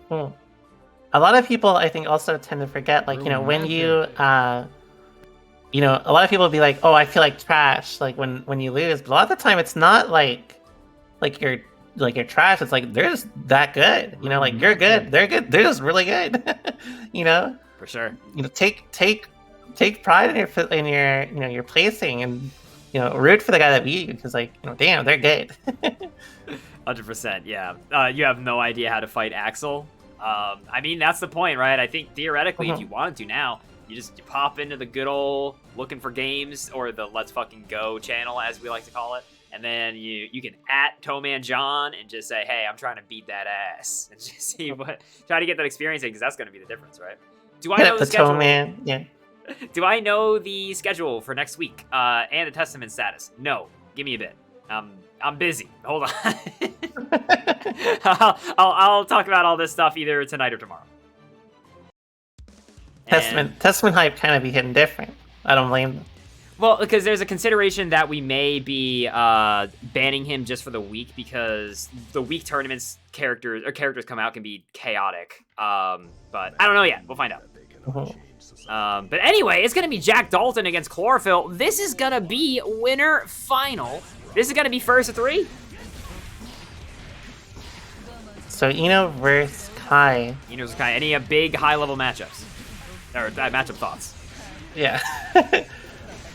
Honestly, a lot of how Phil's been playing so far has been really good. You need to play super, just like start your offense as soon as possible. You don't want to play like Footsie's game with Jack, or you don't want to be put in this position where Jack has a bunch of meter either.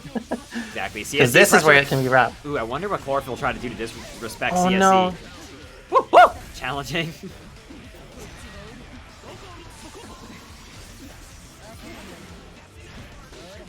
Yeah, Nice fuzzy jump. I really like that. Now an interesting thing. Oh wow, he got a Wow, that was really good. combo off that. Really That's close. crazy. Have to be careful as Stun Dip RC with 50 meter. Yeah, I know Phil's been playing Eno since Plus R. Phil used to play in the Plus R tournaments all the time. That's gonna be enough. That's bad, yeah. Man, that's like I said, have to be really careful about Stun Dipper RC. Yeah. Like I said, it is a big threat whenever Kai has 50 meter. It's the, what did you call it? It's like the I don't know what I say a lot of things. I don't know what I call it. You call it like the reason why you get the used car that It's a big feature of the Kai car. Yeah. But yeah, it's like once Kai is 50 meters, suddenly you need to really respect his Abare, right? Otherwise, Absolutely. you kind of don't a lot of the times, unless it's just going to be like 2K2D into CSE is pretty bad. Yeah. But like once he has 50 meter, he can Abare from so much farther away. That just hit. That was actually godlike. I love that. that would catch like anything but like a bare minimum punish, which is Yeah. it's gamble heavy, but it's definitely not terrible to represent. Absolutely not. It's a good old I'm -2, I'm here in DP. Yeah, exactly. If Leo can do it, why can't Eno? Exactly. Kai's DP being much slower generally than a lot of the other characters in the casts, but that's like a good time to use it, right? When you're calling out like a pressure reset of some sort. Yeah. Nice 2K 2D. Oh, should have went canceled into note once they saw the 2K hit. Ooh. Woo! Stroke out in the back dash. That's bad because Whoa, that leaves a hard that was knockdown. brawling. Oh, I think could have killed, but still worked out. I think that 5K hit on frame 109. Probably. If I was counting correctly there. I can count the frames. I'm an INTJ. I don't know if you know that, Romoolla.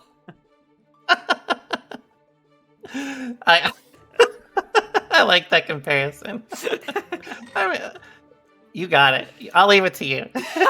Well, Jack Dalton is up 1, and yeah, I mean, we're seeing a lot of just smart, just defensive play from Jack. 5K is just catching a lot of stuff right now. And Chlorophyll, I think, not really respecting how scary Kai Oki can be. Despite appearances and despite everyone saying he's the footsies and fundamentals guy, getting knocked down and having a CSE on sucks. Yeah, it's really bad. You have to block and guess like everyone else. Probably one thing I actually would like to see Phil go for a little more sometimes. This not here, but obviously once you have positive, is really the corner. Hold the corner for a wall splat mix. I think that'd be really beneficial. Because a lot of the time resetting to neutral with Kai could be really bad, especially when Kai has 50 meter. Yeah, no, exactly. And you saw exactly there why, right? He whiffed Stun Dipper, and it's like, I did it, he whiffed it, he got air thrown. And I was like, well, yeah. you know? Oh, that was sick. I didn't even know that combo. That was so good. That was so good. Dang, did someone pick him up there when he got blasted off the airship, or is Kai dead canonically? Kai is dead. Oh no. These I like a lot of the air-to-air attempts by Jack. Even if they don't work, it's still really good that, like, the way that Jack is moving, it's been very, very good. Orville is going in on these dive kicks. They are confident in them. I think Jack should probably be using a little more 5K. I'm pretty sure 5K will catch, like, air dash approaches and will catch stroke as well. So you do have to kind of be a little careful with how much you commit. Oh, no. That's plus, yeah. It doesn't matter if you're able to block it. Probably, I think they could have went for DP there, but I guess they were a little taken off guard. They still got the burst though, so even if Phil wins, it's not terrible. Ooh, it's gonna be close. Yeah, the plus frames. That was so smart. Nice. Beautiful. Guaranteed. That was super good. Everyone, golf clap for the plus on block super into the low. That super's cursed. I hate it. So cursed. I hate it. I've been through too much. It feels bad when somebody has... there's always a joke in fighting games about, like, yes, that's what I do on hit and block and as a Bare, right? Yeah. And it stinks sometimes to just get hit by a pressure sequence from Eno, and it's like, you were going to super anyway, and it just happened to hit me. Yeah, and now I'm dead. See, this is kind of why I think Jack should be using a little more 5K, because you can see that time Phil just really is just dashing in, right? Like, feels like Jack is looking for a little too much. So, like, the fact that they're not representing any defensive options, or, like, neutral options, is kind of... It's really kind of causing them a lot of problems. It is definitely, like... I feel like a lot of people really worry about being too offensive, but sometimes it's really easy to be too defensive, Yeah, no, 100%. I think it's actually, that's like the mid-level player struggle, right? Like, it's like, a lot of times when you're new at fighting games, you're hitting buttons because it feels good. Oh, no! Yeah. That's not good, because they just use burst too, so that could be really bad. That is a little bit of a hero burst, I feel like. But when you're first starting out fighting games, a lot of times you're hitting a lot of buttons and never blocking and dying from it, right? And then, your buddy sits you down and they're like, you gotta block sometimes, right? Like, you gotta be a little patient. But then you usually overcorrect and you wind up being too defensive. And it's like, well, sometimes you gotta lose your mind. Yeah, exactly. So, like, I feel like that's really been the big story that's set so far. It's been, like, a lot of the time Phil just gets to start without much problems. I mean, like, Kai, not gonna do a ton of damage anyways, but I mean this Now he will is. because it's into the corner. Ignore what I just said. Honest mids Kyle doesn't do any damage. Well, frame stroke. Yeah, you can't challenge after that. Kai has a hard time challenging after any stroke without. Oh my god, other side low. That was a very good 2K. That was mean. That was mean. That was mean. I don't like that. Please don't be mean to the other gamers in my bracket. That is unbecoming of you.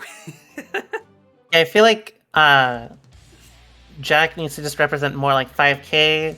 Just kind of like try to put more of a stop sign to Phil approaching, because it's really been, I think, detrimental to Jack's gameplay that Phil has just been able to kind of go in, right?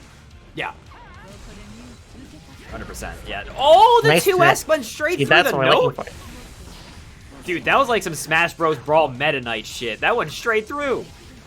Why is it the second time I mentioned Brawl tonight? I like the part where you said the stage gives plus frames. That really interested me. It's like, dang, I want to play Smash now. Okay, wait. Oh, okay. Nice. I like the bait attempt. Yeah, so Nice. Chlorophyll's going in. That was such dangerous pressure. And I actually, like, the fact that pressure was weird. Oh, good scoop Nice on throw. me. That's perfect. Perfect response. Getting Yeah. a 6K. Oh, nice. Oh, that actually was not a super good burst. Probably should have waited to see if Jack would burn the meter or not. I think they assumed they did, and I mean, that's Yeah. not a horrible assumption, right? 99% of the time they do in that situation. I think Jack actually intentionally baited the burst by just not. Yeah. Nice DP. That was like the first DP I think we've really seen from Jack on defense.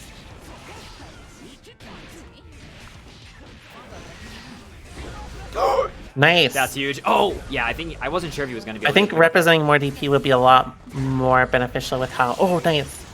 How Phil has been running offense as well. For sure. Sometimes he sets end in 3 hits. That was like 3 counter Yeah. hits for Guy, and Phil died. Oh my god. Right? Guarantees Eno's offense. Yeah. Oh no, I Nice wonder what chest. Jack tried. A 5P.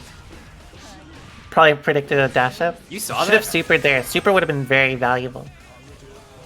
For sure, but Chlorophyll gonna be Oh, nice air to air. having a lot of meter now. Can he, they Nice find air to out? air again. Nice air to air Yeah, again. no, I mean, oh, it makes sense. I think Chlorophyll is trying to just find the super. So they're trying to just air dash it and do super, and they've not been able to do it. Burst. There it is. But there it is. Plus frames. I was Jack, su- oh, scoop it, nice. ready. I was gonna super, but that was even better. Nice. Kind know of what? bad situation though, because Yeah. with 50 meter. Okay, can they Oh. punish? Wait, Megalomania. Why? I think that was maybe an accident. Oh no! Not quite dead. Kai's got health. He's a belly boy. Went right under the 5S, but not quite time to punish the YRC. YRC back at him. Oh, Oh. this. What's gonna happen? What's gonna happen? Yeah, Eno just this has is to play perfect. safe if she wants to win here. Oh no! That's pretty safe. That is really safe. Just the 2 Hadoukens to close it out. Chlorophyll is gonna take it over Jack there. And thank you very much, Close the Distance, for the big raid. I appreciate it. You got any big high-level gamer analysis there, Romoolla? I'd say like really Jack probably should represent more 5K. I know it's like a lot of 5P or 6P, but the benefit of 5K is they can catch a lot of stuff and also stroke, and stroke and sometimes like dashes depending on distance. That's really the big thing. I think when they were trying to be active, they like just get strong, right? Like that's really all that was. And that's kind of the problem if they kind of, if you go ahead and like try to deal with stroke or dive, it's like you have to still consider, like, am I going to guess right? Like against whatever they're choosing. 5K or like anything you can mitigate all the risk reward is really beneficial. And I feel like just how pretty much how Eno adapted was just really good. Like just if you're not going to defend yourself, just run offense, right? Like that's pretty much all there was to it. Probably in some interactions they could have gambled on Jack could have gambled on Stun Dipper, but like when they use like Note or like could have gambled on DP, those sort of things on defense. But really that's like it. It was just a matter of like Jack didn't play poorly. It was just I don't know. it was just really, really, really well done by Eno. Yeah, no, I think Chlorophyll was playing absolutely jacked there. Chlorophyll, I Mhm. think, has improved a lot. I'm remembering the good old days when Chlorophyll played in the Guilty Gear Plus R tournaments 19 years ago, and they were a burgeoning little Eno, and they've just come so far. I can't contain myself. Anyway, Definitely, I mean, it's really cool seeing people's growth over time, right? Like, It is. especially between games. It's like I remember when you were mashing throw on every wake up, and now you're doing triple backflip fuzzy OSs to me. I need a game where I can waited do a for triple this backflip fuzzy OS. But yeah, great stuff. Jack is gonna go down to loser's side of the bracket and is gonna fight the winner of Kel and Toman John, which is a matchup that I don't think Leo players like very much. No, I've heard this is not a match that they like at all. I've heard they don't think it's very fun. Yeah. But I don't trust Leo players, so we'll see how it actually is. I've heard it's not fun, but also I don't need paint. So I mean, I really don't know if I can, take their word on it. So Sometimes you have to make decisions for yourself. my decision is to not eat paint. Yeah. But players, whenever you're ready here, you can get on into it. Leo versus Axel is so interesting, though. I didn't say it was interesting. Or not interesting. That's just... I've heard it's pretty hard, but we've got good old Gorilla Glue here, Yeah. Kel, going up against Toman John.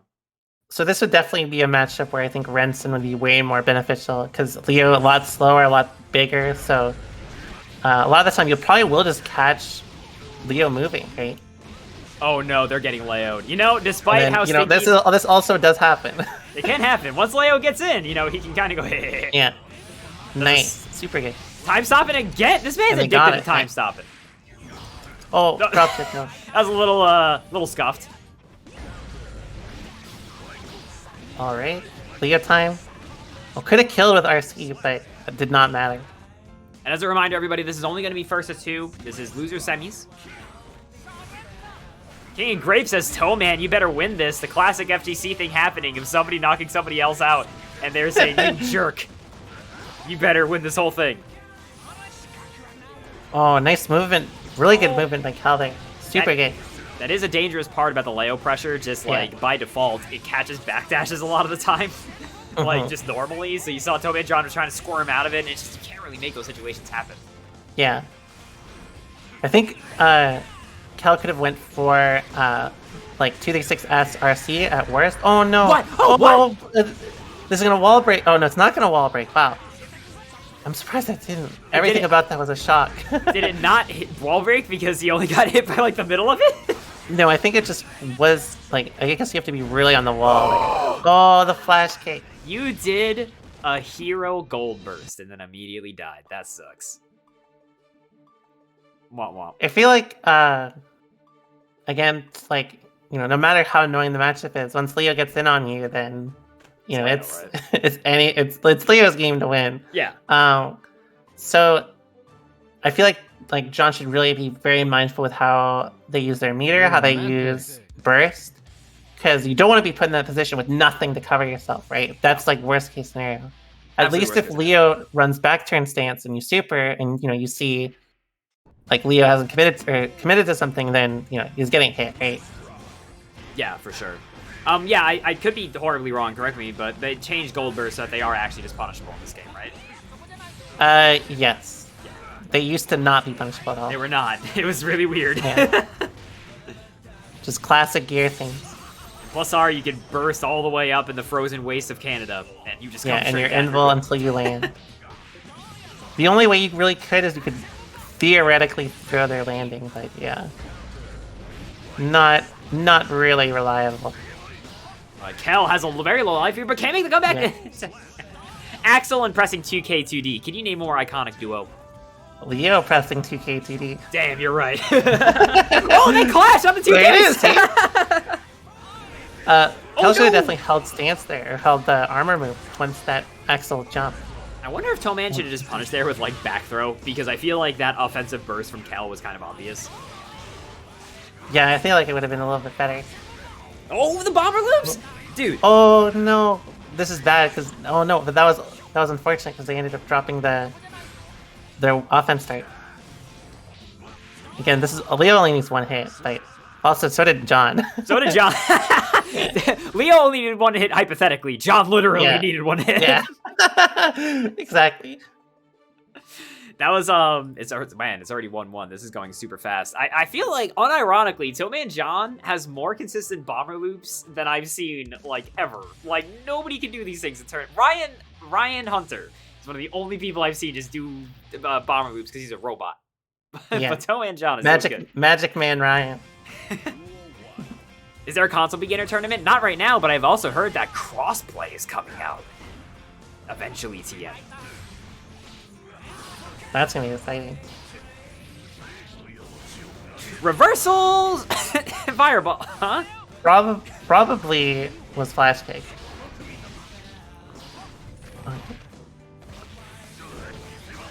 Minecraft probably shouldn't have burned the meter here. Yeah, burning that meter feels You don't want to to send Axel away out of the corner. Yeah, because now it means you have to RPS with Axel, but did guess right.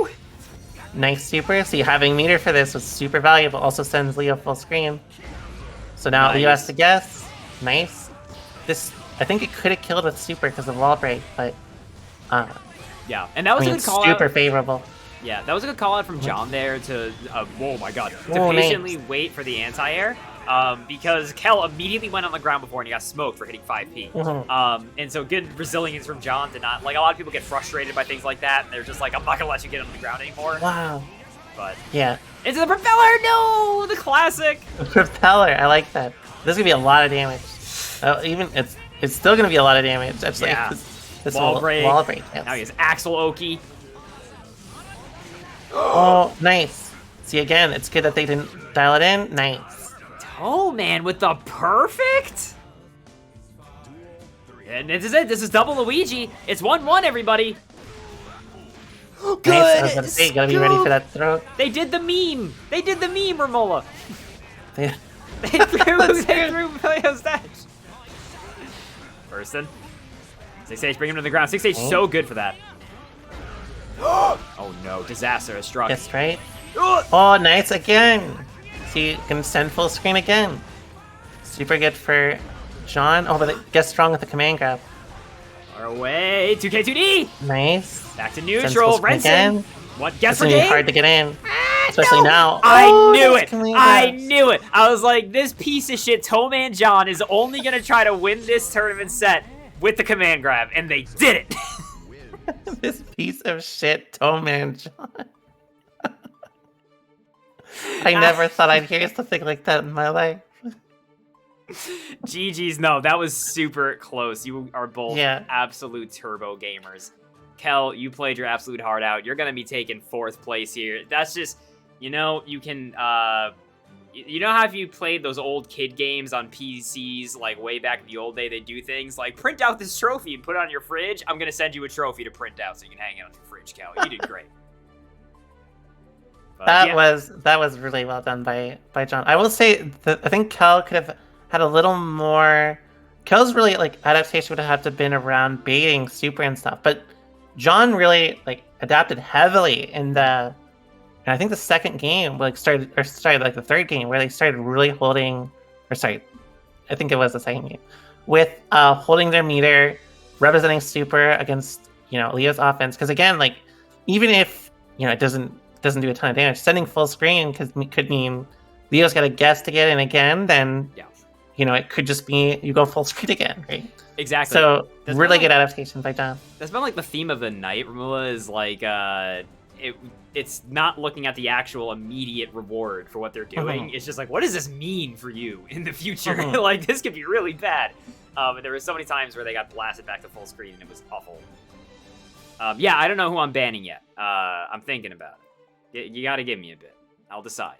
But next up is gonna be, I believe, our losers finals match, which is gonna be Jack Dalton Kai going up against Toe Man John. Roll a D8 to decide. Maybe. So good to know, John. Thank you. And yeah, this is again gonna be a 1-3 set. I'm stoked for this one. This should be a good. Yeah, this will be really good. So what do you think about this matchup? I noticed, I honestly have no idea. I'd assume that Kai probably does do pretty well against Axel, but once you get to a certain, like, once we're at a certain range, it's probably just like how patient you can be, right? It's probably like an even matchup based around how patient they both can be, you know? So I think it's going to be up to Jack, using a lot of like patience to get in. Then once you get to a certain point, you kind of just like bully Axel with your normals, right? Because, I mean, you know, Axel really good at long range, but not so good at mid range, and obviously that's where Kai excels, especially with meter, right? Yeah. Once Kai gets 50 meter, ooh, nice. See, like, that's what we're really looking for. Yeah. Oh, but unfortunate drop. Oh, no. I think that must have been an accident. That must have been an accident is like cope, I feel like. Like, please tell me that was not an IAD in Gold Burst. Just let me cope. The 5Ps. I feel like Tommy and John's 5Ps have unfortunately just been going wide. Yeah, it is kind of hard to hit them unless like they're going airborne. That's why I really recommend it like that. Yeah, against the Mei players, but I wouldn't really recommend it as much against Jack because Jack's been mostly grounded. So a little more 2S or sorry 2H, maybe 2P. Could use more Renson. Oh, nice super. Yeah, This that might have will been kill, I from think. reaction. He's Yeah, because dead. counting. See, again, having the meter to represent on defense, really important. Yeah. Even if you don't use the super, if you can make them hesitate with your meter, like just knowing like, oh, Axel has 50 meter, I have to be really respectful, then, you know, you're winning, right? Yeah, Toman, it's first of 3.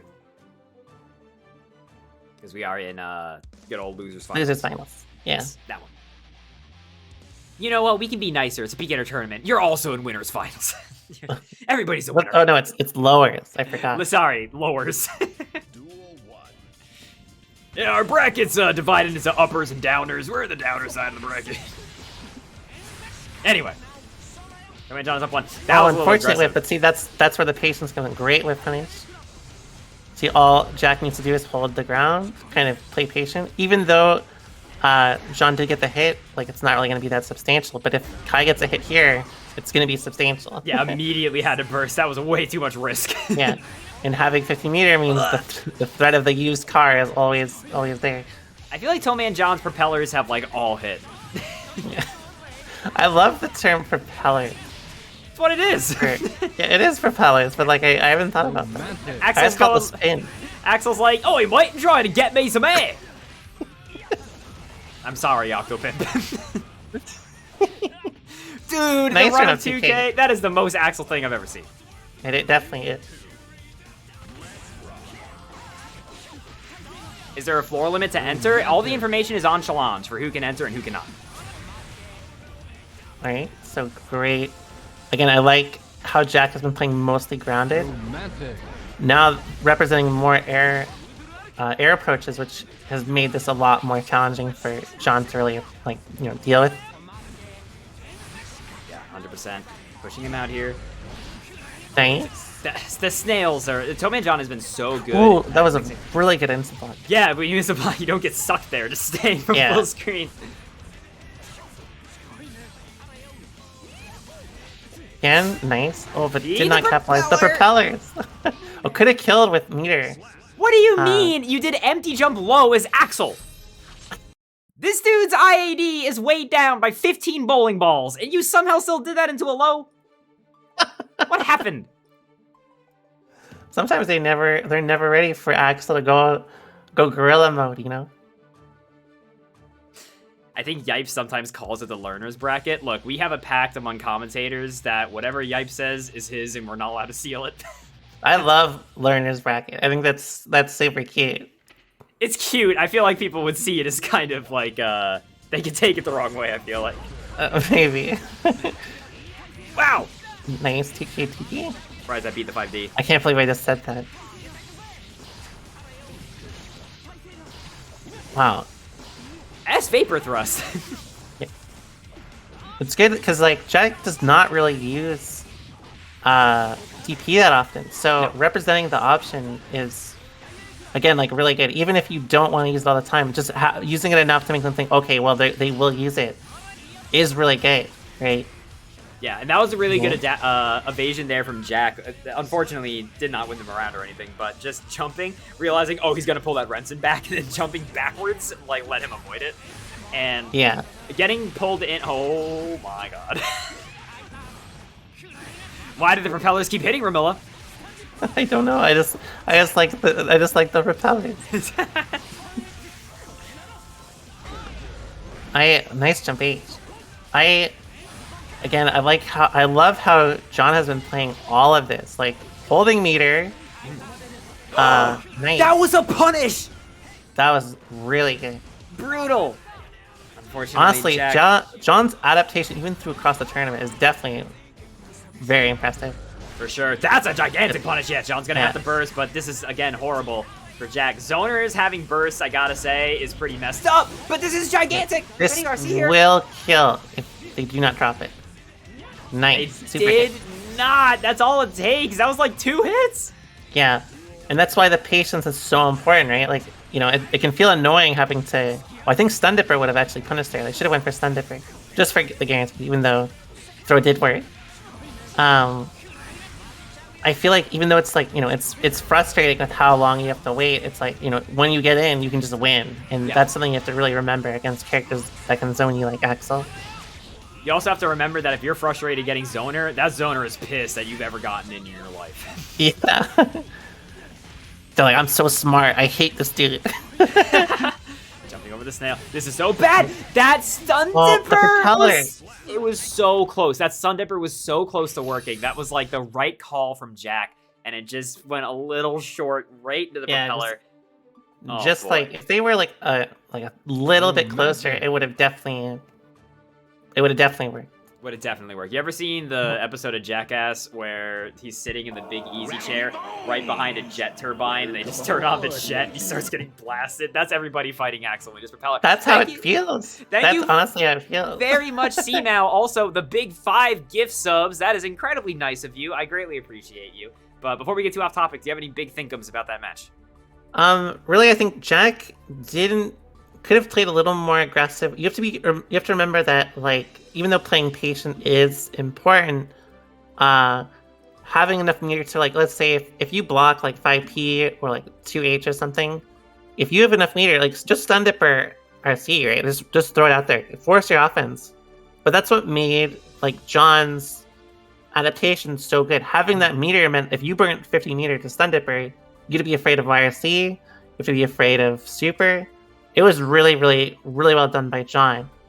But for I think Jack just needed to represent more DP. Just like be willing to kind of bet on stuff like that if like, you know, nothing else is working. And really, it was just like, you know, they just didn't get enough chances to really start, unfortunately. And that's really the tail of that set, right? That's really what it just came down to. So I feel like you just had to play a little more aggressive, but like the baseline of how patient they were playing was not bad. It was good. Right? It's better to be too patient against Axel than too aggressive. Right? It makes it a lot easier to lane. Yeah, 100%. Just real quick, thank you also so much, Scone Thief, for the big double shot, 2 gifted dubs. One going to Jack and one going to Toeman. I greatly appreciate you. Also, I like Jack's response here. Someone said, Jack, you block a snail, you can Stun Dipper punish. And then Jack says, I don't know what a snail is, I operate on instincts. That is a true Kai player. That's woke. That's fucking woke. I love that response. Fuck my advice. Keep going. Keep doing it. I believe in you. Believe in the heart of the cards. But we are going in to the... Which one is snail again? What's messed up is whenever you ask that, people are like, it's the one that looks like a snail. And it's like, what the hell are you talking about? It's the one where... Do people say that? Yeah, they do. It's the one where he throws the chain up in the air. That does not look like a snail. Some people I'm say that. I'm actually mad you just told me that. Who says that? Axel players see different. But they're actually on drugs. Don't tell that to Ryan. It's okay. We like him. But we have our last match of the night, everybody. We're getting into it. It's going to be grand finals. Toeman John coming up from the loser side of the bracket, going up against Chlorophyll Eno. My God. Do me a favor, chat room. Make some damn noise for me. Y'all are being so quiet. I'm very disappointed with the level of noise right now. We got Midnight Carnival going. I gotta say, that's a pretty big buff to Chlorophyll's side. Definitely so.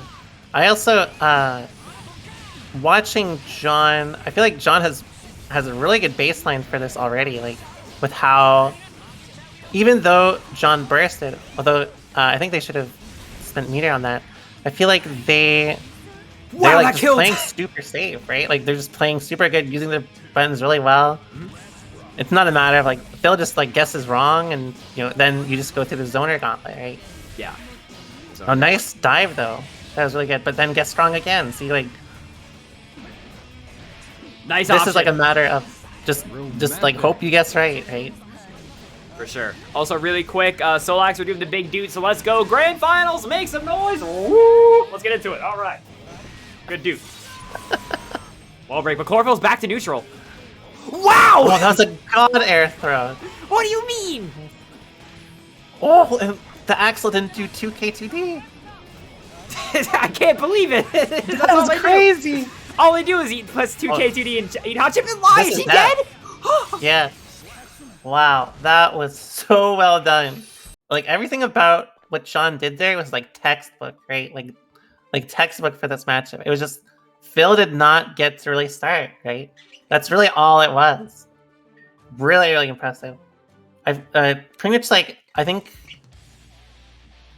what Phil's gonna have to do is hold more meter and just be willing to commit to big things. Like, you may have to take some chip and like take some damage to get there, but like you want that extra security, especially if you get in once, right? Walk down on that dive. This could be huge. Nice. Wow, See, the again, 2K 2K2D sends full screen. Good spacing. That's the most messed up thing about his 2K2D. Is it's like some ST stuff. You get blasted away. Yeah, you do go really far. Nice, but sends full screen. Oh, that was that actually- traded, but that's That in was- John's favor. That was a horrible trade. That did like one Yeah, that damage was to super John. in John's favor. Oh no. Oh, but John went for a greedy 6H. So, oh no, and the 2D too. John kind of dying to greed here, but did get the super off. This is almost going to kill. Almost killed. Command grab. Oh, You know, that's you a know classic. they're going for it. You know, you gotta be ready. But the one adaptation I'm seeing from Chlorophyll is John has been doing a lot of Abare 2K to stop the, you know, like especially Yeah. stroke pressure. So Chlorophyll's adjusting, doing a lot more IAD in to reset their pressure instead. Yeah. It's been a lot better.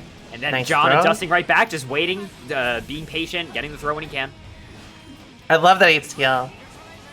Oh, probably should have HTL'd there even, because it would have punished the propeller. Oh no, this is going to be a lot of damage. Uh-oh. That was a lot of I thought damage. a little bit closer. That was already a lot of damage. It didn't Yeah, need it to was be more. enough. Good block on the low. Oh no. That's not Unfortunate. good, because now Jean just needs to run away. But that was a good call out. See, that was super good.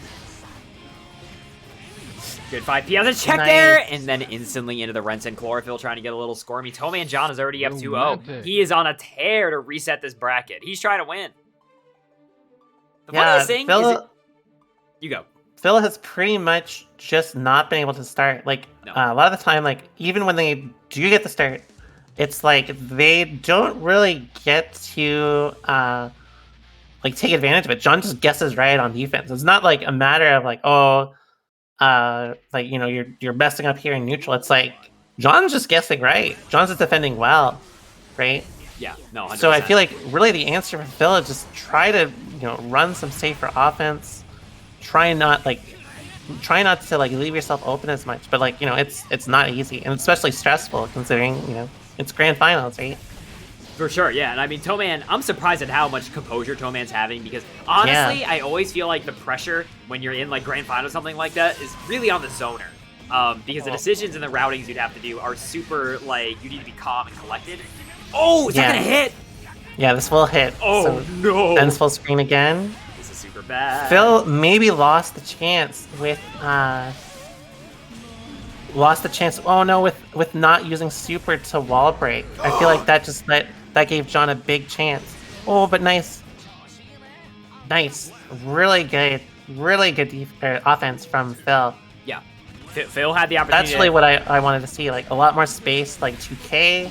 That's really been the big like factor, I think. Yeah, and I love that Yeah. round start 6P. Not really an option that I think they've represented before. Trying to go for different Yeah. stuff. Smoked by the snail in think- the corner.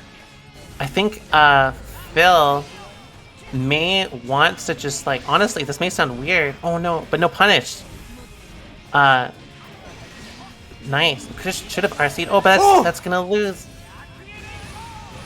Yeah. Beat it clean into the Command command grab. grab, that's This a is so classic. bad. This is so bad. And no, not much meter either. Oh no. Bro, I'm That telling is- you, these Axel players are out here. They're oh, not quite reset. Sorry. Close. I got one more. Close though. Nice movement. Nice dive. I was about to say last round. I feel like, honestly, what Phil may want to do more is just gamble harder in defense, which may sound weird, but like it feels like that's really their best chance. For sure, but at least this round. Oh, nice. Word! You're taking advantage of Tollman's reactions by doing round start jump, waiting for him to jump and just instantly doing super. Because you know he's gonna try to air dare you. Jeez. Chlorophyll. That was brawling. I've never seen so many supers on reaction to like reactions before. Yeah, that's calling somebody out. But that's what's really funny. If you notice somebody's actually really good at reacting to something, you can take advantage of that a lot of the time if they're very consistent Yeah, exactly.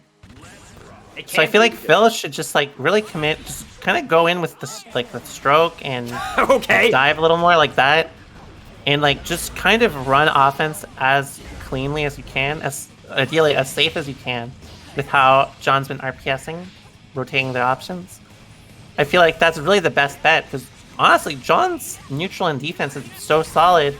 It's probably more reliable to just RPS than try to wait it out, honestly, which may sound kind of weird, but you know, for a matchup like this, it's probably more ideal.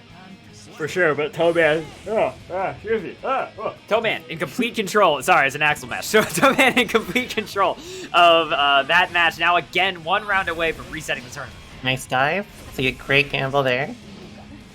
Oh, unfortunate drop. Oh, that actually won. Holy shit. Nice dive again. It's like the first time you've cursed tonight on commentary. That means holy shit, Matt Levania's hitting. This is a grip of damage. This is almost going to kill, yeah.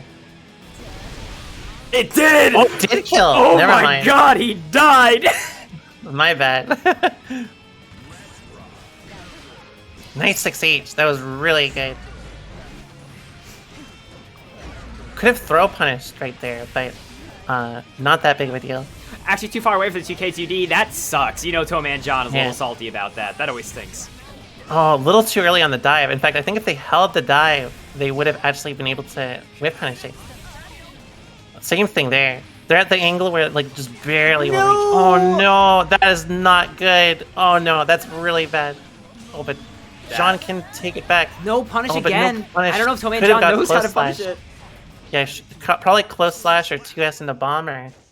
And just like that, despite how much Chlorophyll's been up against the ropes, we're 2-2. This tournament can end right now. Yeah, Phil's offense has been a lot better, a lot more like just kind of rotating your options, just forcing options, and I mean like that's really hard to deal with. Like again, we talked about how Eno's defense or offense is, so I feel like that's really the key. It's just been able to force more things to get in.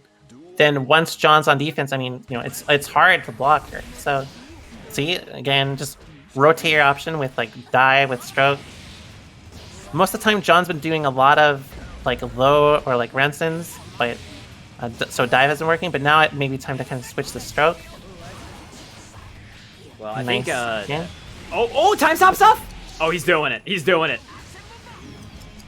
Bombing her. Oh Okay, no, not quite a wall unfortunate break. drop. Nice. That was stroke, a really see? weird height. Oh, that's okay. Diving in. Nice dive again. Yeah, I like Chlorophyll's Nice stroke. insistence. Chlorophyll is totally okay with losing their damn mind sometimes on offense just to get the in.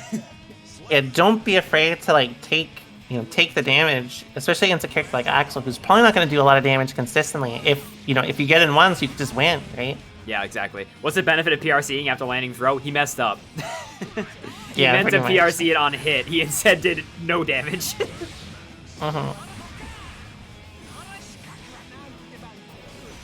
Yeah, nice stroke. I was about to say, you don't want to go for dive again.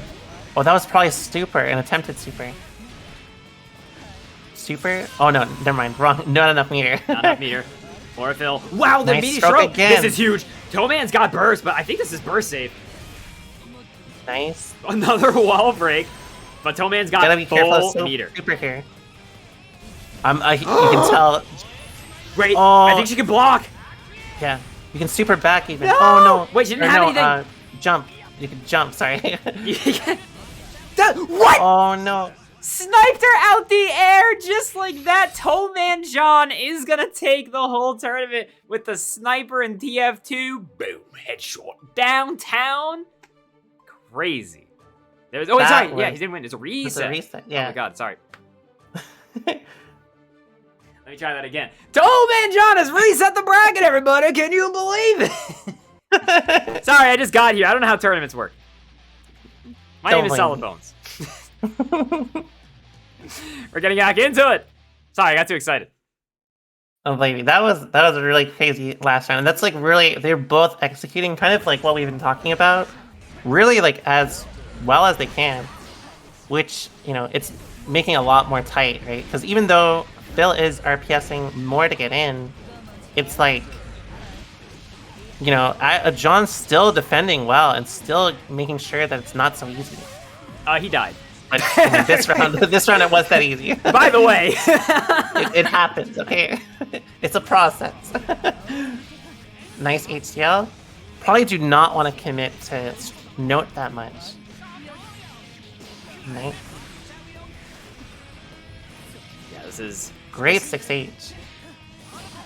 This matchup is definitely very scary for Toeman John because even though they can be winning Yeah. neutral a lot of the time, just any Eno getting you into the corner, it's like she wins by positioning, right? Like that's her. Yeah, exactly. That's her game-winning thing. It's not even like she needs a specific hit. Mm-hmm. Like this is horrible for Toeman. Yeah, this could be game losing, right? Even though John does have, well, now 15 meters. Almost. Oh, could have killed with super. Oh, my. But the 2K. The double The 2K. leggy. All faithful. All Axel players have 2K turboed on their stick. They just don't want to admit it. Yeah, exactly. And I the don't blame propeller them. again. That shit is cheap. That should be hitting me too. The ID 2K.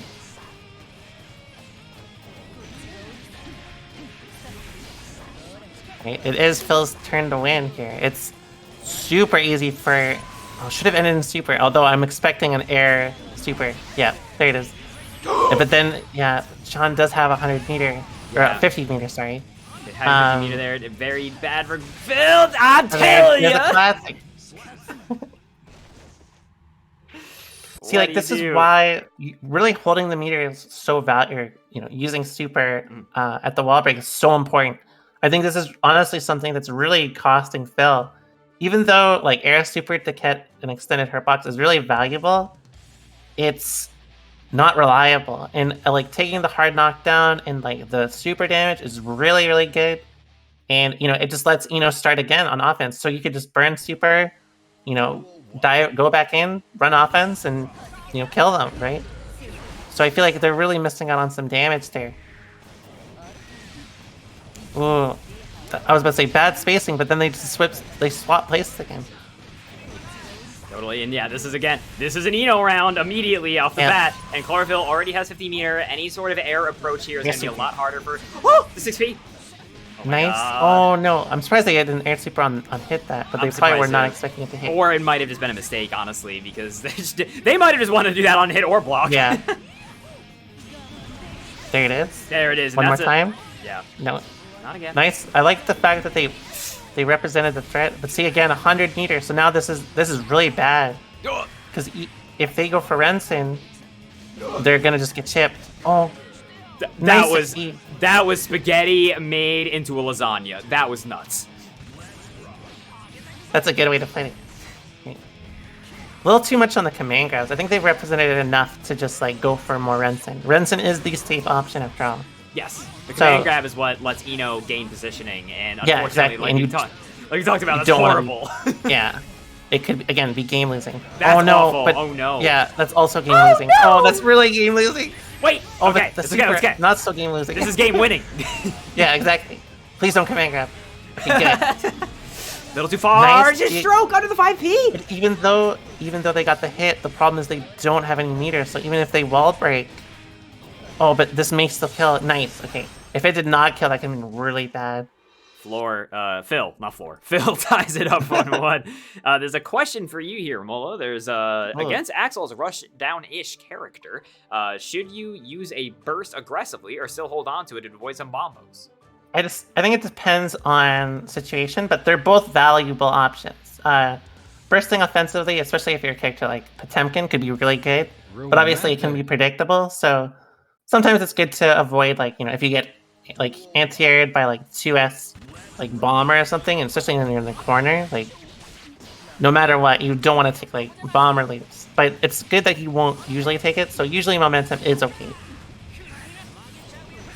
A fair analysis. Oh, the trade immediately still doing stroke.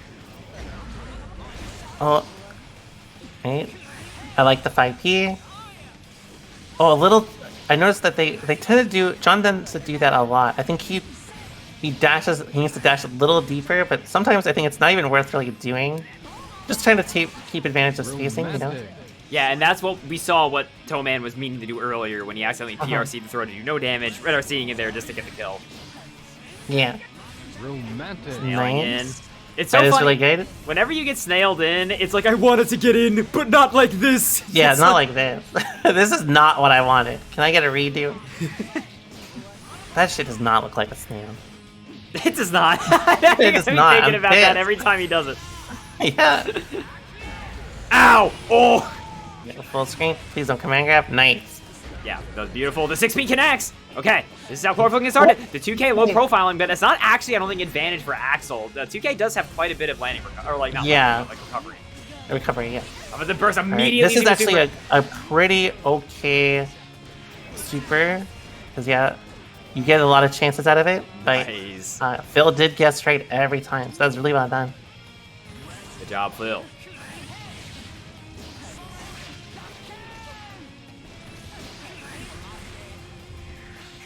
Wow, Nice. such I love the patience patience. for Toeman. He's Patience just is standing so there. good. My man was a scarecrow. Nice again. See, the patience is really good. Oh, should have RC'd. Actually, would have been able to kill. Nice again. Frame oh traps, no, yeah, force a burst. The burst is okay. Kind of risky to dash that close though. You don't want to give anyone any space. You know what was the still saddest worked thing? out. The saddest thing I've ever seen in my life, Romoolla. Chlorophyll was barriering there, or FDing. Sorry, that's a BlazBlue term. They were FDing. They didn't have any meter. That was so sad. That is the saddest. And then when they run out of meter, and then you see like them just like push a jab out like a full screen, just like kind of looks like they're stretching, and then they implode. They just that's I know that feeling. I mean, I play Happy Chaos. I see that pretty often. I like how you know that feeling, not because it happens to you, because you're Yeah. blasting people. don't really know that personally, but I know I've known some people. Ryan Hunter said that they're playing a tiny violin for Eno running out of meter. Oh, Nice 5P. ooh. I really love the patience here. Is such a big deal. Time stop out the Great. command That was a grab? great. Wait, Oh, what? I've never seen that happen before. That got so weird. Yeah, that was kind of weird. All right. I Ooh. love No, too far. John's movement has been very good so far this set. This match, I mean. But Bro. I mean, also this set. I'm telling you, they're looking like Johnny Knoxville out here, just going straight into the turbine. This is potentially last round. Toeman John only needs one more over Chlorophyll. Again, I love the patience. The patience is really what's setting John ahead here. He's really being a lot more reactionary to like the gambles, and it's really working out, as you can see. I think a little too committal on the when he goes to fall down, but still really good. And again, the great movement, gets out of the corner, way less risky. Even if you block stroke here. I don't but this think is- Chlorophyll did anything. Yeah. No! Oh, but you can jump the first hit and get a punish. They but might have I don't think tried they're to ready. dash, and it might have actually been too slow. Yeah. I saw them doing All right, something. but this is all Eno needs. Yeah. Oh, that's so unfortunate. And then goes full screen. That's so unlucky. That's exactly what Axel needs. That's really rough. Oh no. Nice man. patience again. Even though it's letting Phil get closer. Challenging. Nice. That's it. Toe Man Nice. John, for real, is indeed your Beginner Cup number 2 champion. They did it. They won the whole thing. That was a good ass tournament, everybody. That felt great. That was everybody was playing their absolute heart out. Do you have any final gamer observations on that last set before we go into a little bit of an outro here? I would really say that the biggest thing was just like Phil did great adapting with like how much they rotated their options, but I think once John really started slowing down and reacting, like that's when you really gotta play patient again and kind of like be a little more careful about how you approach. The benefit of when they're reacting is like, you get more space, right? Because they're reacting, right? They're just not gonna press something preemptively. But of course that means if you just like do a micro dash and then stroke or like dive, then they're gonna be ready for it. So it's like you can kind of dash and kind of get a reaction, then you commit to something big. That was really the thing I think that kind of lost in the game. I think their meter usage was with like a little too reliant on air super. I think if they used more super to break the wall, it could have been a little more consistent in those early games. I think that really kind of cost them, especially in the games where they, burned 100 meter, right? Like just like that. Mm. But really, that's it. Like their offense was great neutral, great defense. John just like played incredible, right? Like really hats off to John. Yeah, Colorville says Toe Man John, that was Poggers Gaming. Yeah, that was just genuinely keeping your nerves together that much during grand finals is Romantic. incredibly difficult. That was really strong play from Toe. Okay, hold on, everybody. Are you ready? We got to do a little bit of a graduation ceremony here. So everybody, Wow. please rise. Please prepare to congratulate our graduating class for this week's Beginner Cup. Graduating summa cum laude in grand finals, Toe Man John, you are hereby banned from all future Beginner Cups. I don't want to see you anymore. Graduating second up, Chlorophyll, you are banned. If I ever see you again, I will break my desk in frustration. Last but not least, Jack Dalton, you are banned. I never want to see you again. I hope to see you, though, on stream in the open brackets to all 3 of you. Everybody else, we're only going to be banning the top 3 this week. I hope to see you back sometime in the future so you can get your hands on that beautiful crown of being banned. So Kel, Hunter, Too Much Dog, get in here. You're still allowed. I hope to see you next week. So good job, everybody. You all did great. Romoolla, thank you so much for commentating with me this week. You were wonderful. Is there anything that you want to say to the chat at the end here? First, thank you so much for everyone who participated. I really appreciate your time and letting me commentate your matches, and especially for being on stream is very nerve-wracking, and playing a tournament, especially in tournament online or on stream, is really stressful. So I really appreciate you guys doing this. It means a ton, and thank you for letting me be involved, and especially thank you for having me on, Solid Bones. I really appreciate it. Heck yeah. No, I greatly appreciate you taking the time to do this. So, okay, here's the plan. I'm gonna hang up with you, and then I'm gonna play our usual little tournament outro, and then I'm gonna send you all somewhere else. Does that sound good? But Sounds great. Thank you so much again for commentating, and I'll catch you later. Thank you for having me. Peace out. Adios. All right, how do I do this? Let's do this one. Great. Love it. Yeah, that's looking good. That's a normal stream layout. Get out of here. All right, how's it going, everybody? Okay, everybody, are you ready? Are you ready for our usual outro? For those of you who are new here, because I think there are a lot of you that are new. First of all, thank you all so much for all of the follows and stuff.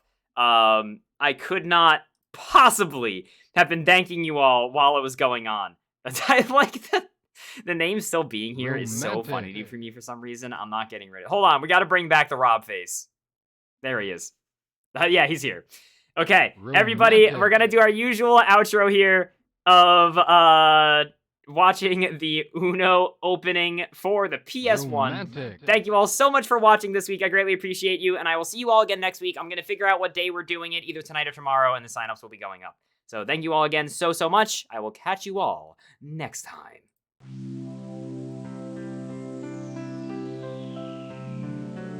Wait, I forgot. We do a bit. I totally forgot. Everybody in the chat, play along. You are playing Uno, except... What's the bit? Except you are all also piloting a submarine that is actively going into an underwater volcano.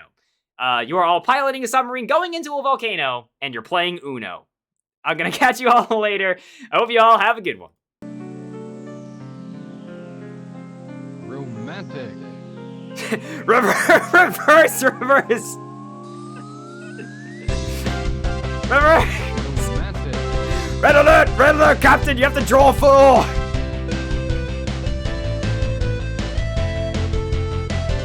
Skip. The color is red.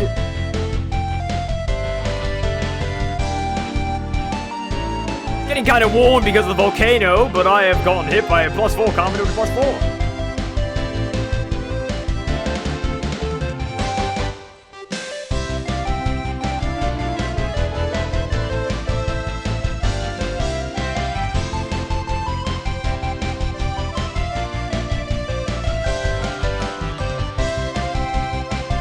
I don't think this drop 4 is gonna matter, actually.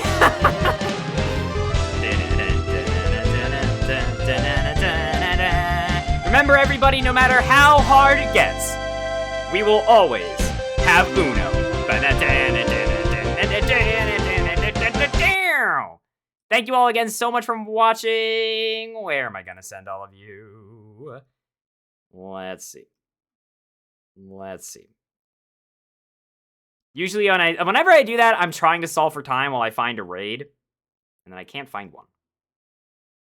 Jabali streaming Fortnite. That's an FGC person, I guess. But not really what I'm looking for. Oh, is SQ streaming? Wait, if SQ is streaming, you're absolutely going to SQ. What's their Twitch? Squirrel147, right? For those of you who don't know, whatchamacallit, Squirrel is one of the best P4AU players ever. They're wonderful. I'm going to send you all there. Go ask them what's up if you are interested at all. By the way, hold up real quick. Hold on. Stop the show. Stop the presses. To whoever said... Wait, where's my... Here it is. Wait, where am I? Oh my gosh. Hold up. I'm messing everything up. My scene has somehow gotten so cursed that I don't even know where I am anymore. Where's the bones cam? Why aren't I... Oh, wait. Is it this one? Oh, there it is.